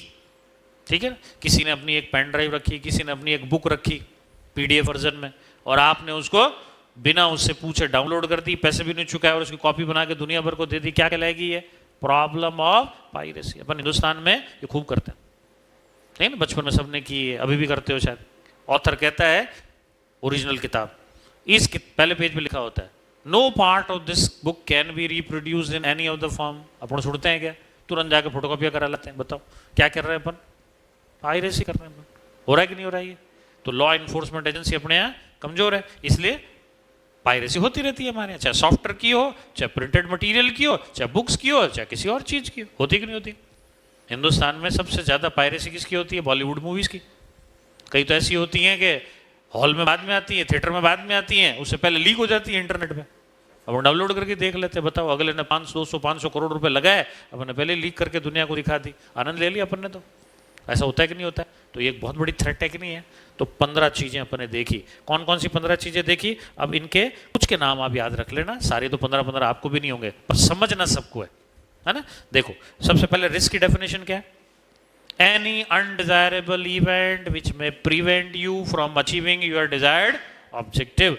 अब कौन कौन सी रिस्क है हमारी? पहली, privacy and security. Second, quality issues. मैं डिस्कस करता जा रहा हूं, आप इसके बारे में सोचते चले, क्या ये टॉपिक आपको समझ में आया, पॉइंट समझ में आया या नहीं? नहीं तो फिर दोबारा डिस्कस करेंगे। थर्ड क्या है? Delays in goods and hidden cost. Number 4, need to access internet and lack of personal touch. Next, security and credit card issue. Next, infrastructure, digital infrastructure problem. Next, problem of anonymity. Next, repudiation of contract. Next, lack of authenticity of transaction. Next, data loss or theft of duplication. Next, attack from hackers. Next, denial of services due to viruses and email bomb. Next, non-recognition of the transaction in court of law. Next, lack of audit trail, visibility नहीं है. Next, problem of piracy. क्या 15 की 15 चीजें समझ में आ गई? मेरे ख्याल से कोई ऐसी चीज नहीं है जो दिक्कत करे हमें समझने में। केवल 15 हेडिंग हमें याद रखनी है। एक बार 15 हेडिंग फिर से देख लो, ठीक है? 7-8 जरूर याद रख लेना इसके ऊपर। हो सकता है 6-7 नंबर का बड़ा सवाल आ जाए, तो एटलीस्ट जो जो आसान है ना आपके लिए, बड़ी बड़ी हेडिंग छोड़ देना, छोटी छोटी याद कर लेना जो आपको ठीक लगती है। मैं 15 की 15 बता रहा हूँ। पहला क्या है? Privacy and security. सेकंड कौन सा है? Quality issue. थर्ड कौन सा है? Delay in goods and hidden cost. Fourth कौन सा है? Need to access internet and lack of personal touch. Next कौन सा है? Security and credit card issue. Next कौन सा है? Infrastructure, digital. नेक्स्ट कौन सा है? Problem of anonymity. नेक्स्ट कौन सा है? रिपुडिएशन ऑफ कॉन्ट्रैक्ट। नेक्स्ट कौन है? Lack of authenticity of transaction. Next कौन है? डेटा लॉस और थेफ्ट ऑफ डुप्लीकेशन। नेक्स्ट कौन है? Attack from hacker. नेक्स्ट कौन है? Denial of service. नेक्स्ट कौन है? Non recognition of electronic transaction in the court of law. Next कौन है? लैक ऑफ ऑडिट ट्रेल, मतलब विजिबिलिटी नहीं है। नेक्स्ट कौन है? Problem of piracy. अब यहाँ 2 केस स्टडी दे रखी है जो मैंने बार बार डिस्कस की है। पहले केस स्टडी घर पे पढ़ लेना, मैं बता देता हूँ क्या है। हैदराबाद में एक आदमी लगातार एक वेबसाइट से फोन परचेज करता था, लेटेस्ट से लेटेस्ट, और कुछ दिनों में उस फोन को वापस लौटा देता था कि ये डिफेक्टिव है, और कंपनी क्या करती थी? उसको फिर एक नया फोन दे देती थी। ऐसा उसने कई बार किया। फिर जाके कंपनी ने उस आदमी को ब्लैक लिस्ट किया। वो आदमी टेक्निकल था, क्या करता था? नए नए फ़ोन मंगवाता था, फ़ोन को खोलता था, कुछ पार्ट्स निकाल लेता था उसमें से, और फ़ोन को डिफेक्टिव करके वापस भेज देता था। कंपनी कहती है यार कस्टमर झूठ थोड़ी बोलेगा, वापस भेज दो। वो दोबारा आता था, फिर कुछ पार्ट निकाल लेता था, फिर भेज देता था। कंट्रोल क्या कहता है? अगर किसी एक आदमी से बार बार ऐसी एक रिपोर्ट की जाती है, तो आप इस बार उसको माल भेजने से पहले अपने लेवल पे डबली श्योर होकर चेक कर लो कि माल मैं सही भेज रहा हूँ। और इस बार अगर वो वापस कहता है तो फिर क्या करो? उसके खिलाफ कंप्लेन करो, FIR करो, और उस आदमी को ब्लैक लिस्ट और कर दो, ताकि वो अगली बार हमारे यहाँ से परचेज नहीं कर सके। बताओ ऐसा कर सकते कि नहीं कर सकते? लोग ये जो मनी बैक गारंटी है उसका फायदा उठा सकते हैं ना, इस तरीके से कर सकते कि नहीं कर सकते? लेकिन कोई अगर बार बार ऐसा करता है, एक बार किया उसने समझ में आता है, लेकिन लगातार करता चला जा रहा है वो, इसका मतलब क्या है?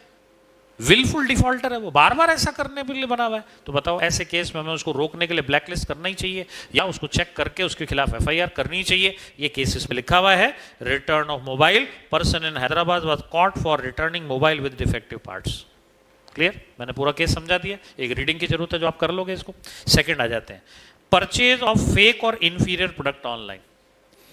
स्क्रीन पे दिखाया कुछ और जब आपने मंगाया तो मैंने उसका सब स्टैंडर्ड वर्जन भेज लिया, पुराना माल भेज दिया, डेड स्टॉक भेज दिया, या एक्सपायरी डेट का स्टॉक भेज दिया।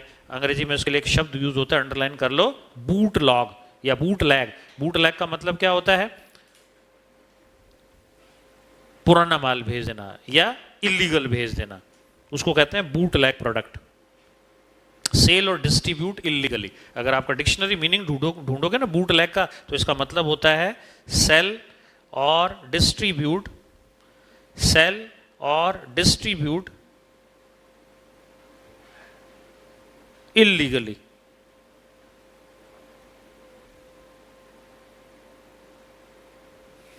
तो हम क्या करते हैं? सब स्टैंडर्ड माल को भेज दिया करते हैं। ये भी एक बड़ी प्रॉब्लम है इसकी, जो अक्सर अपन ई-कॉमर्स की साइट पे झेला करते हैं। तो रोकने का तरीका क्या कहलाएगा भाई हमारे यहाँ पे? कंट्रोल कहलाएगा। तो सबसे पहले आप कंट्रोल के बारे में समझें, क्या है कंट्रोल। कंट्रोल आपकी पॉलिसी है, प्रोसीजर्स हैं, मेथड्स हैं, जो क्या करते हैं, प्रिवेंट करते हैं, डिटेक्ट करते हैं, करेक्ट करते हैं। किनको? अनऑथराइज या अनडिजायरेबल इवेंट को। किस लिए करते हैं? ताकि आप अपने डिजायर्ड ऑब्जेक्टिव को पूरा कर सके। फिर से समझे क्या है हमारा कंट्रोल? कंट्रोल आपकी पॉलिसीज हैं, प्रोसीजर्स हैं, मेथोडोलॉजी है। किस लिए बनाई है आपने? प्रिवेंट करने के लिए, डिटेक्ट करने के लिए, कंट्रोल करने के लिए। किनको? अनडिजायरेबल इवेंट को। क्यों बनाया आपने इनको? ताकि आपका डिजायर्ड ऑब्जेक्टिव आप प्राप्त कर सके। फिर से एक बार सुने, कंट्रोल क्या है? These are policies, procedures and methodology. For what? To prevent, detect and correct what? Undesirable event.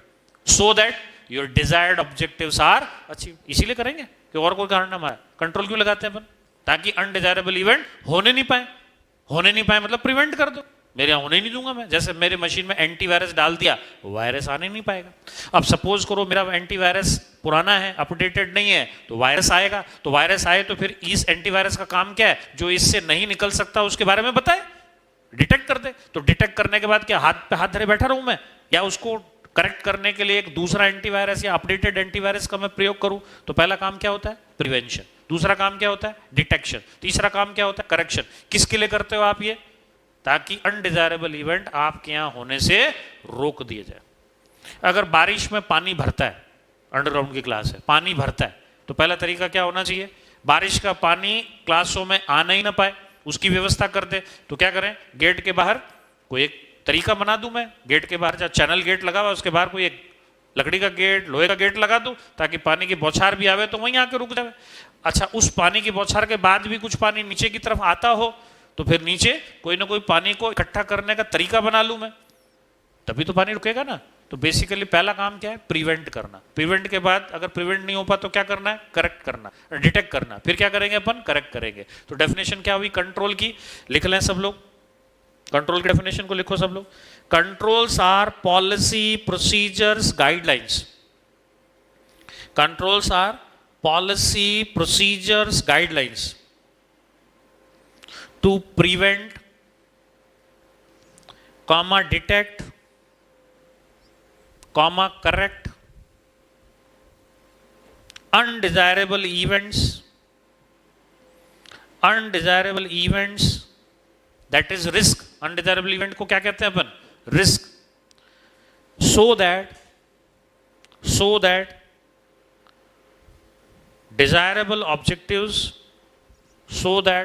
desirable objectives can be achieved। desirable objectives can be achieved। ठीक है, फिर से समझे अपन ने क्या बताया कंट्रोल के बारे में? Controls are policy, procedures and guidelines to prevent, detect and correct undesirable events, that is risk, so that desirable objectives can be achieved. अब पहले रिस्क को समझो, फिर कंट्रोल को वापस समझो, फिर अपन इसके एग्जांपल पे आते हैं। रिस्क क्या था? रिस्क क्या था? It is an undesirable event which may prevent you from achieving your desired objective. तो कंट्रोल क्या हो गया? These are policy, procedures and guidelines to prevent, detect and correct what? Undesirable event, that is risk. क्या करना चाहिए फिर उससे? So that your desired objective is achieved. यही आप चाहोगे, है ना? अब एक एक बात करते हैं अपन। हमारे यहाँ हैकिंग बहुत ज़्यादा होती है, तो क्या करें? रोकने का तरीका बताओ, कंट्रोल बताओ। अभी पहले डिस्कस करते हैं, फिर पढ़ेंगे इसको। क्या करें?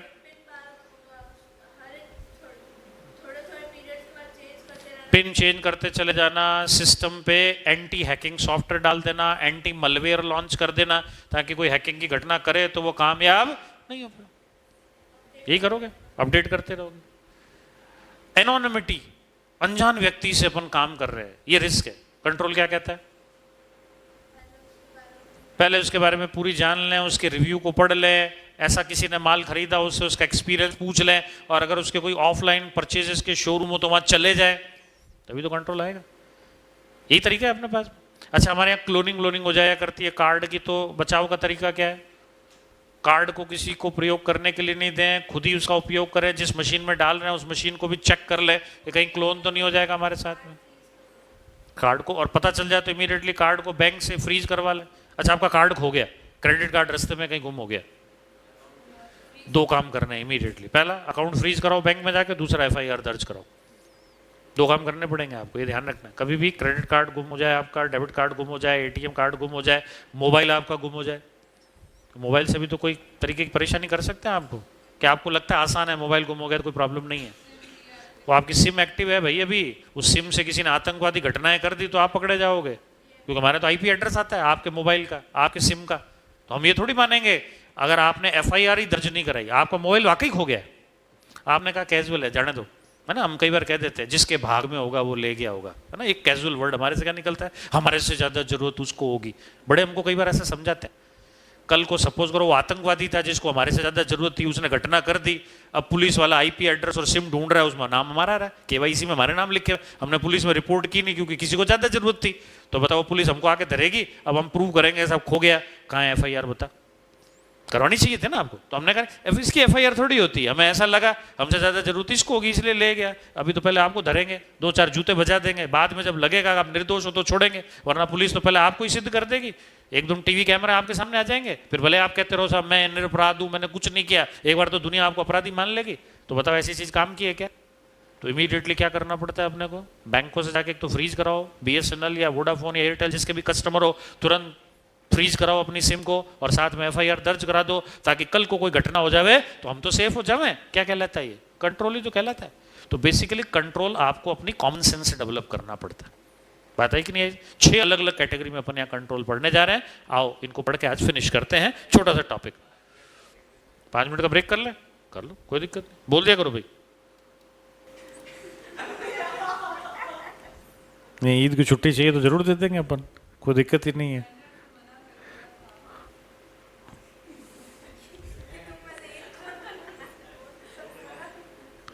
नहीं, मना नहीं है तो हम छुट्टी कर देंगे, कोई दिक्कत नहीं है। ठीक है, तुमको अगर मना नहीं है तो छुट्टी कर देंगे, हमें कोई दिक्कत थोड़ी है। ठीक है भाई, हमारे को तो कुल मिला के 60 लेक्चर चाहिए, छुट्टी वाला दिन शामिल नहीं होगा उसके अंदर, लेक्चर एक दिन आगे बढ़ जाएगा। Choice is all yours. ठीक है ना। संडे तो वैसे ही ऑफ रहते हैं आपके, है ना। आगे तो मैं तो नहीं लेता जनरली संडेज को, मुझे जरूरत नहीं पड़ती क्योंकि मेरे तो वैसे टाइम पे पूरा हो जाएगा सारा कोर्स। ले जरूर है, दूसरे सारे टीचर सब लेने शुरू कर चुके हैं, तुमसे जो पहला बैच है उसके सब संडे लग रहे हैं, पता होगा तुम्हारे को। हाँ, हो सकता है आपका ना भी लगे क्योंकि आपके तो अभी बहुत समय पड़ा है ना। अगर फेब में भी फिनिश करते हैं, 15 फेब तक भी फिनिश करते हैं तो शायद संडे वनडे लेने की जरूरत नहीं पड़ेगी फर्स्ट ग्रुप वालों को। सेकंड ग्रुप तो वैसे ही पहले पूरा हो जाएगा, सबसे पहले मैं ही फिनिश अप करूंगा। ठीक है ना, फिर धीरे धीरे फिनिश हो जाएगा, मैं बिना संडे लिए भी पूरा कर दूंगा, चिंता मत करो।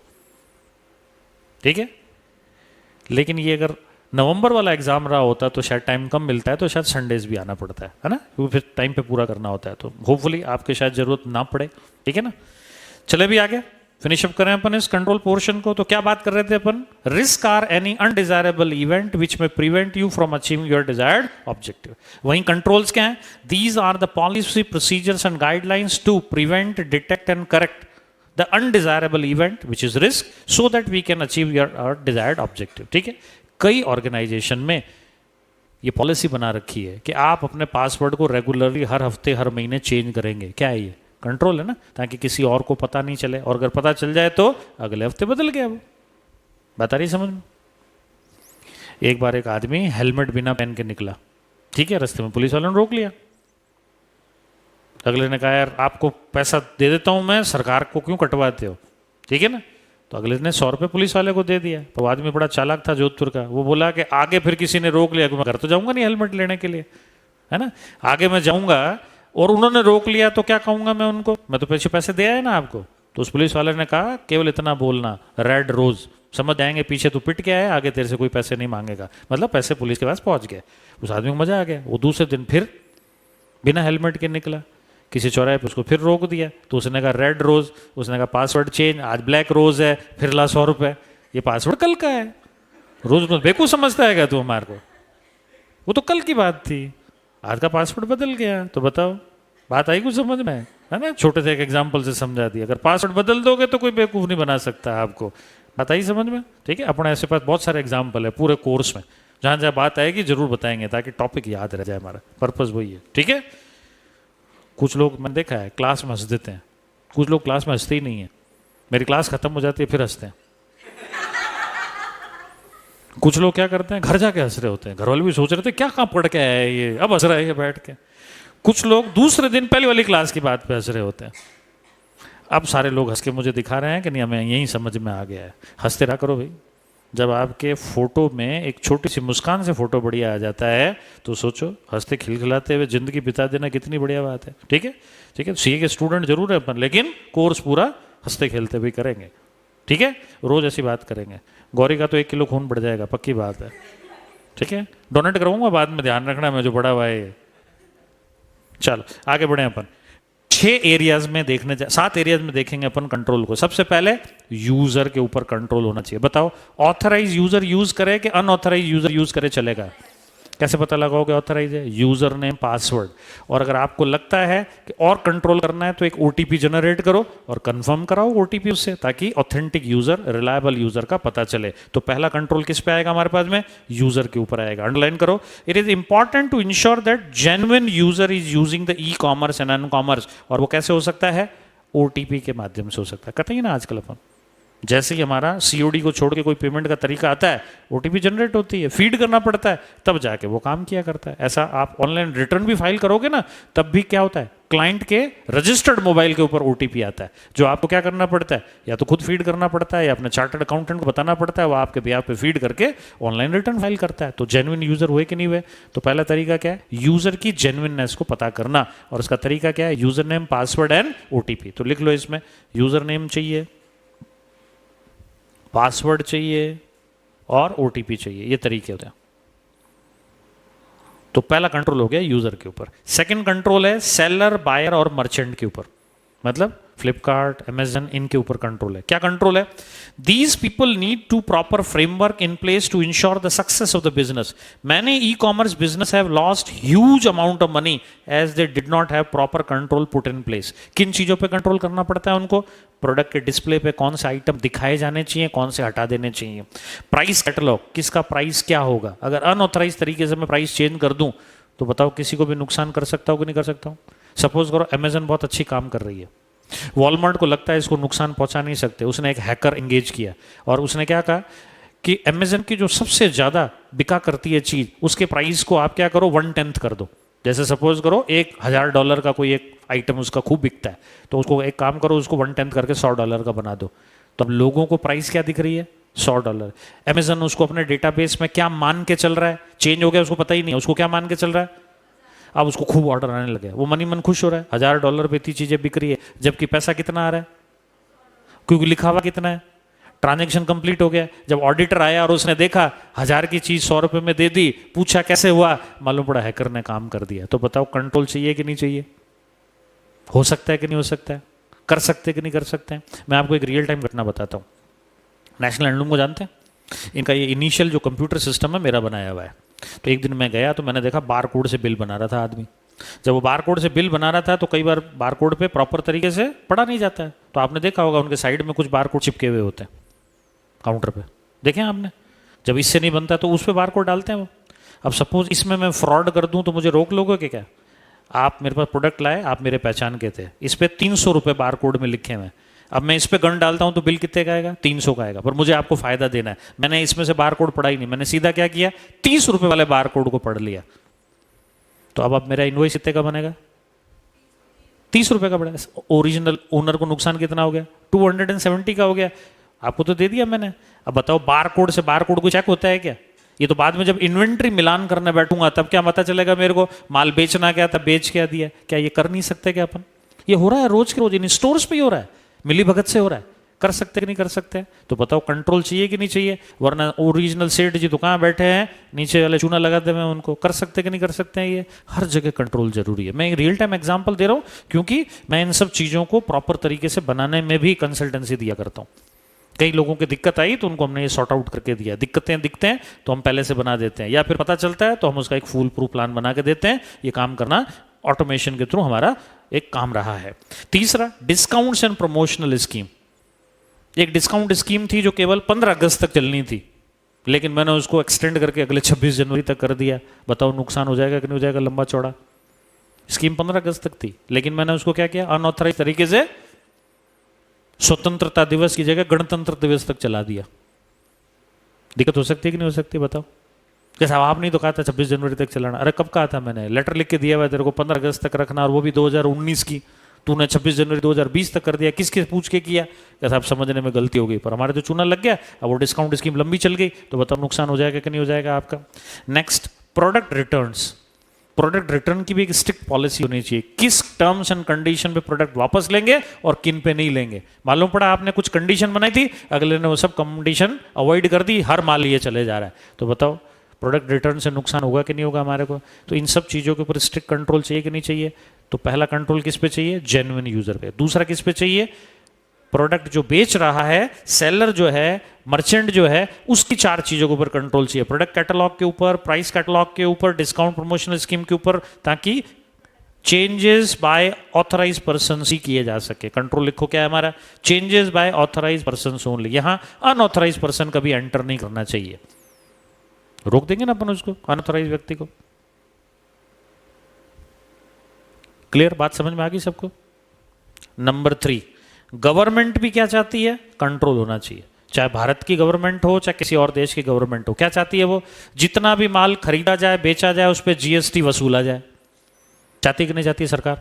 नंबर 2, कोई भी प्रोडक्ट इस देश में इलीगल नहीं बिकना चाहिए। जैसे आपको पता होगा, आर्म्स और एम्यूनेशन नहीं बेच सकते आप, लाइसेंस में है। कुछ ड्रग्स हैं जो शेड्यूल्ड है, लाइफ सेविंग होते हैं, वो सरकार की परमिशन से खरीद सकते हैं। जानवर की खाल नहीं बेच सकते आप इसको, है ना। इसके अलावा नार्कोटिक्स, ड्रग्स वगैरह नहीं बेच सकते आप। तो बताओ ऐसी चीज़ें कि ई कॉमर्स में बेच दोगे क्या आप? कि वेबसाइट बनाई, मैंड्रेक और दूसरी गोलियां जो हम बेचते हैं, या स्मैक बेचते हैं, या इस तरीके की चीज़, ऐसे कोई कर सकते हो क्या आप? उठा के नहीं पकड़ के जेल में बंद कर दें हम? तो बताओ सरकार क्या चाहेगी? इनके ऊपर रोक लगे। तो अंडरलाइन करें, government across the world and India क्या चाहती है?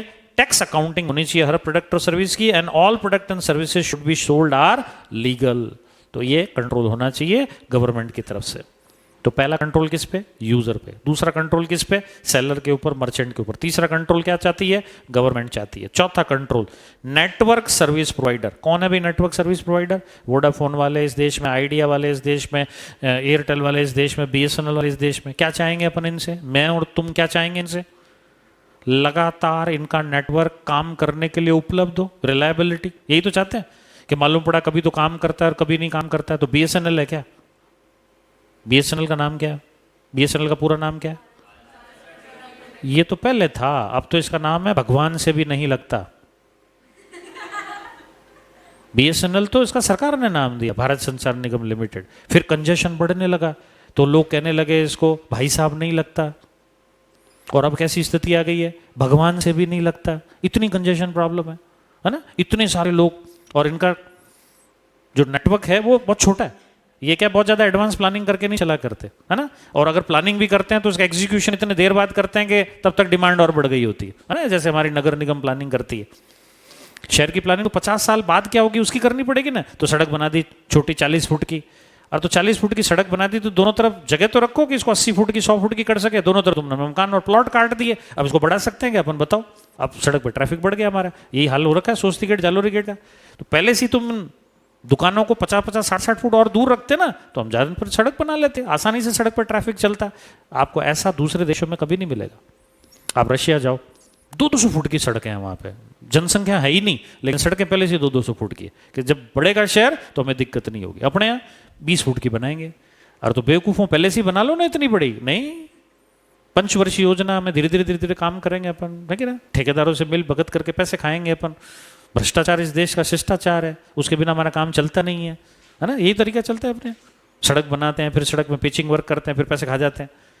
सड़क पेपरों में बना देते हैं, पैसे खा जाते हैं। यही तरीका चल रहा है अपने यहाँ पे। तो बताओ कंट्रोल लगना चाहिए कि नहीं लगना चाहिए? यही हम कह रहे हैं, नेटवर्क सर्विस प्रोवाइडर क्या करे? इंश्योर करे availability and security of the network, है ना। वो बीएसएनएल नहीं बन जाए, वो प्रॉपर नेटवर्क हो ताकि हमेशा सुविधाएं हमें मिलें। Next, technology service provider. Cloud का नाम अभी अपन ने सुना है, तो गूगल के ऊपर या माइक्रोसॉफ्ट के अजूर क्लाउड के ऊपर अगर आपने अपना डेटा रख रखा है तो आप क्या चाहेंगे? डेटा 24/7/365 डेज एक्सेस होना चाहिए, या सर्टेन डेट और आवर्स पे एक्सेस नहीं होना चाहिए? हमेशा उपलब्ध होना चाहिए। अब आपने वेबसाइट बनाई और वेबसाइट को आपने क्या किया? गो डैडी पे रख दिया। गो डैडी, बिग रॉक, ये क्या है? बड़े बड़े वेब सर्वर्स है जिन पे आप वेब स्पेस परचेज करते हुए अपनी वेबसाइट रखते हो। अब आपने गो डैडी पे रखा और गो डैडी ने कहा आज फादर्स डे छुट्टी, बताओ, आपकी वेबसाइट पे तो उस दिन कोई एक्सेस ही नहीं कर पाएगा, तो क्या ऐसा चलेगा क्या? तो हम क्या चाहेंगे, क्लाउड सर्विस प्रोवाइडर हमें 24/7/365 डेज सर्विसेज दें, ये उनके ऊपर कंट्रोल होना चाहिए। तो अंडरलाइन करें, service provider provide other network services for their availability and security. तो फर्स्ट लाइन अंडरलाइन कर लें और लास्ट लाइन अंडरलाइन कर लें, टेक्नोलॉजिकल सर्विस प्रोवाइडर कर लें। कौन कौन हो गए टेक्नोलॉजिकल सर्विस प्रोवाइडर में, लिख लो, गो डैडी, ठीक है ना, आने वाले टाइम में गो मम्मी भी आ सकता है, बड़ी बात नहीं है। बिग रॉक, ये वेबसाइट होस्ट करने वाली सर्विसेज हमारे यहाँ, या क्लाउड सर्विसेज वाले, गूगल का क्लाउड या माइक्रोसॉफ्ट का अजूर क्लाउड, वो लोग। और नेटवर्क सर्विस प्रोवाइडर में कौन हो गए हमारे सारे, आईएसपी। आईएसपी कौन कौन हो गए हमारे, बीएसएनएल हो गया, वोडाफोन हो गया, ठीक है, एयरटेल हो गया, इसकी बात हो रही है। नेक्स्ट आ जाओ, लॉजिस्टिक सर्विस प्रोवाइडर। लॉजिस्टिक का मतलब कौन, जो हमारे लिए ट्रांसपोर्ट करके ले जाते हैं, जैसे फेडेक्स हो गया, डीएचएल हो गया। हम क्या चाहते हैं, सही समय पे माल को पहुंचा देवे, तो लिख लो इनका पर्पस क्या है। Success and failure of an e commerce and m commerce venture finally lies on the logistic service provider. और हम क्या चाहते हैं, टाइमली प्रोडक्ट डिलीवरी होनी चाहिए। तो कौन करेंगे हमारे लिए इस देश में, फेडेक्स कर लेता है, डीएचएल कर लेता है, और भी कई होंगे जो करते हैं। हम चाहेंगे इनसे सही समय पे माल की डिलीवरी करवाएं। और लास्ट आ जाता है पेमेंट गेटवे, जैसे Paytm, PayU money and so on. क्या चाहते हैं अपन, सक्सेसफुल तरीके से पेमेंट गेटवे हमारे लिए इफेक्टिव और फुल प्रूफ तरीके से पेमेंट का लेन देन करे कस्टमर और मर्चेंट के बीच में। तो कौन कौन सी 7 जगह पे अपने को कंट्रोल लाना है, फिर से देखें एक बार। 15 तरीके की तो रिस्क थी हमारी, और 7 तरीके के हमारे कंट्रोल्स हैं। 7 तरीके कंट्रोल किन किन पे, अभी पहला यूजर पे, कैसा यूजर होना चाहिए, जेन्युइन। कैसे पता लगाएंगे, यूजर नेम, पासवर्ड और ओटीपी से। सेकंड, सेलर और मर्चेंट के ऊपर कंट्रोल कैसे चाहेंगे अपन, product catalogue, price catalogue, discount और प्रोडक्ट रिटर्न पे ऑथराइज तरीके से चेंजेस हो, अनऑथराइज चेंज नहीं हो। तीसरा कंट्रोल कौन चाहेगा, गवर्नमेंट। क्या चाहेगा, टैक्स अकाउंटिंग होनी चाहिए, और दूसरा इलीगल प्रोडक्ट सोल्ड नहीं होने चाहिए। चौथा, नेटवर्क सर्विस प्रोवाइडर से क्या चाहते हैं, सर्विस की अवेलेबिलिटी और सिक्योरिटी इंश्योर करें, जैसे बीएसएनएल, वोडाफोन, एयरटेल करें। नेक्स्ट कौन से, टेक्नोलॉजिकल सर्विस प्रोवाइडर, जैसे गो डैडी वाले, बिग रॉक वाले, या क्लाउड सर्विसेज देने वाले, ताकि उनसे हमें सर्विस की अवेलेबिलिटी और सिक्योरिटी मेंटेन रहे। नेक्स्ट कौन है, लॉजिस्टिक सर्विस प्रोवाइडर, जो ट्रांसपोर्ट करने वाले हैं, हम चाहते हैं उनसे माल सही समय पर डिलीवर हो जाए। और लास्ट, पेमेंट गेटवेज, हम चाहते हैं कस्टमर और मर्चेंट के बीच में ये मीडिएटर बन के पेमेंट की प्रॉपर अवेलेबिलिटी और इंश्योरिटी करें। तो कितने कंट्रोल हो गए हमारे, टोटल 7। रिस्क कितने प्रकार के थे, 15। कंट्रोल कितने प्रकार के हैं, 7। रिस्क किसको कहते हैं, any undesirable event which may prevent you from achieving your desired objective. Control क्या है, these are policy, procedures and guideline which may prevent, detect and correct your undesirable event, that is risk, so that your desired objective is achieve. Risk थे 15 प्रकार के, control हैं 7 प्रकार के। मुझे ये सवाल इंपॉर्टेंट लग रहा है क्योंकि ये काफी टाइम से पूछा नहीं गया है, इसलिए अपने लिए मार्क करें। May 20 आपको कुछ ना कुछ इसमें से जरूर देखने को मिलेगा, छोटा या बड़ा, तो इसको अच्छे से तैयार कर लेना सबको।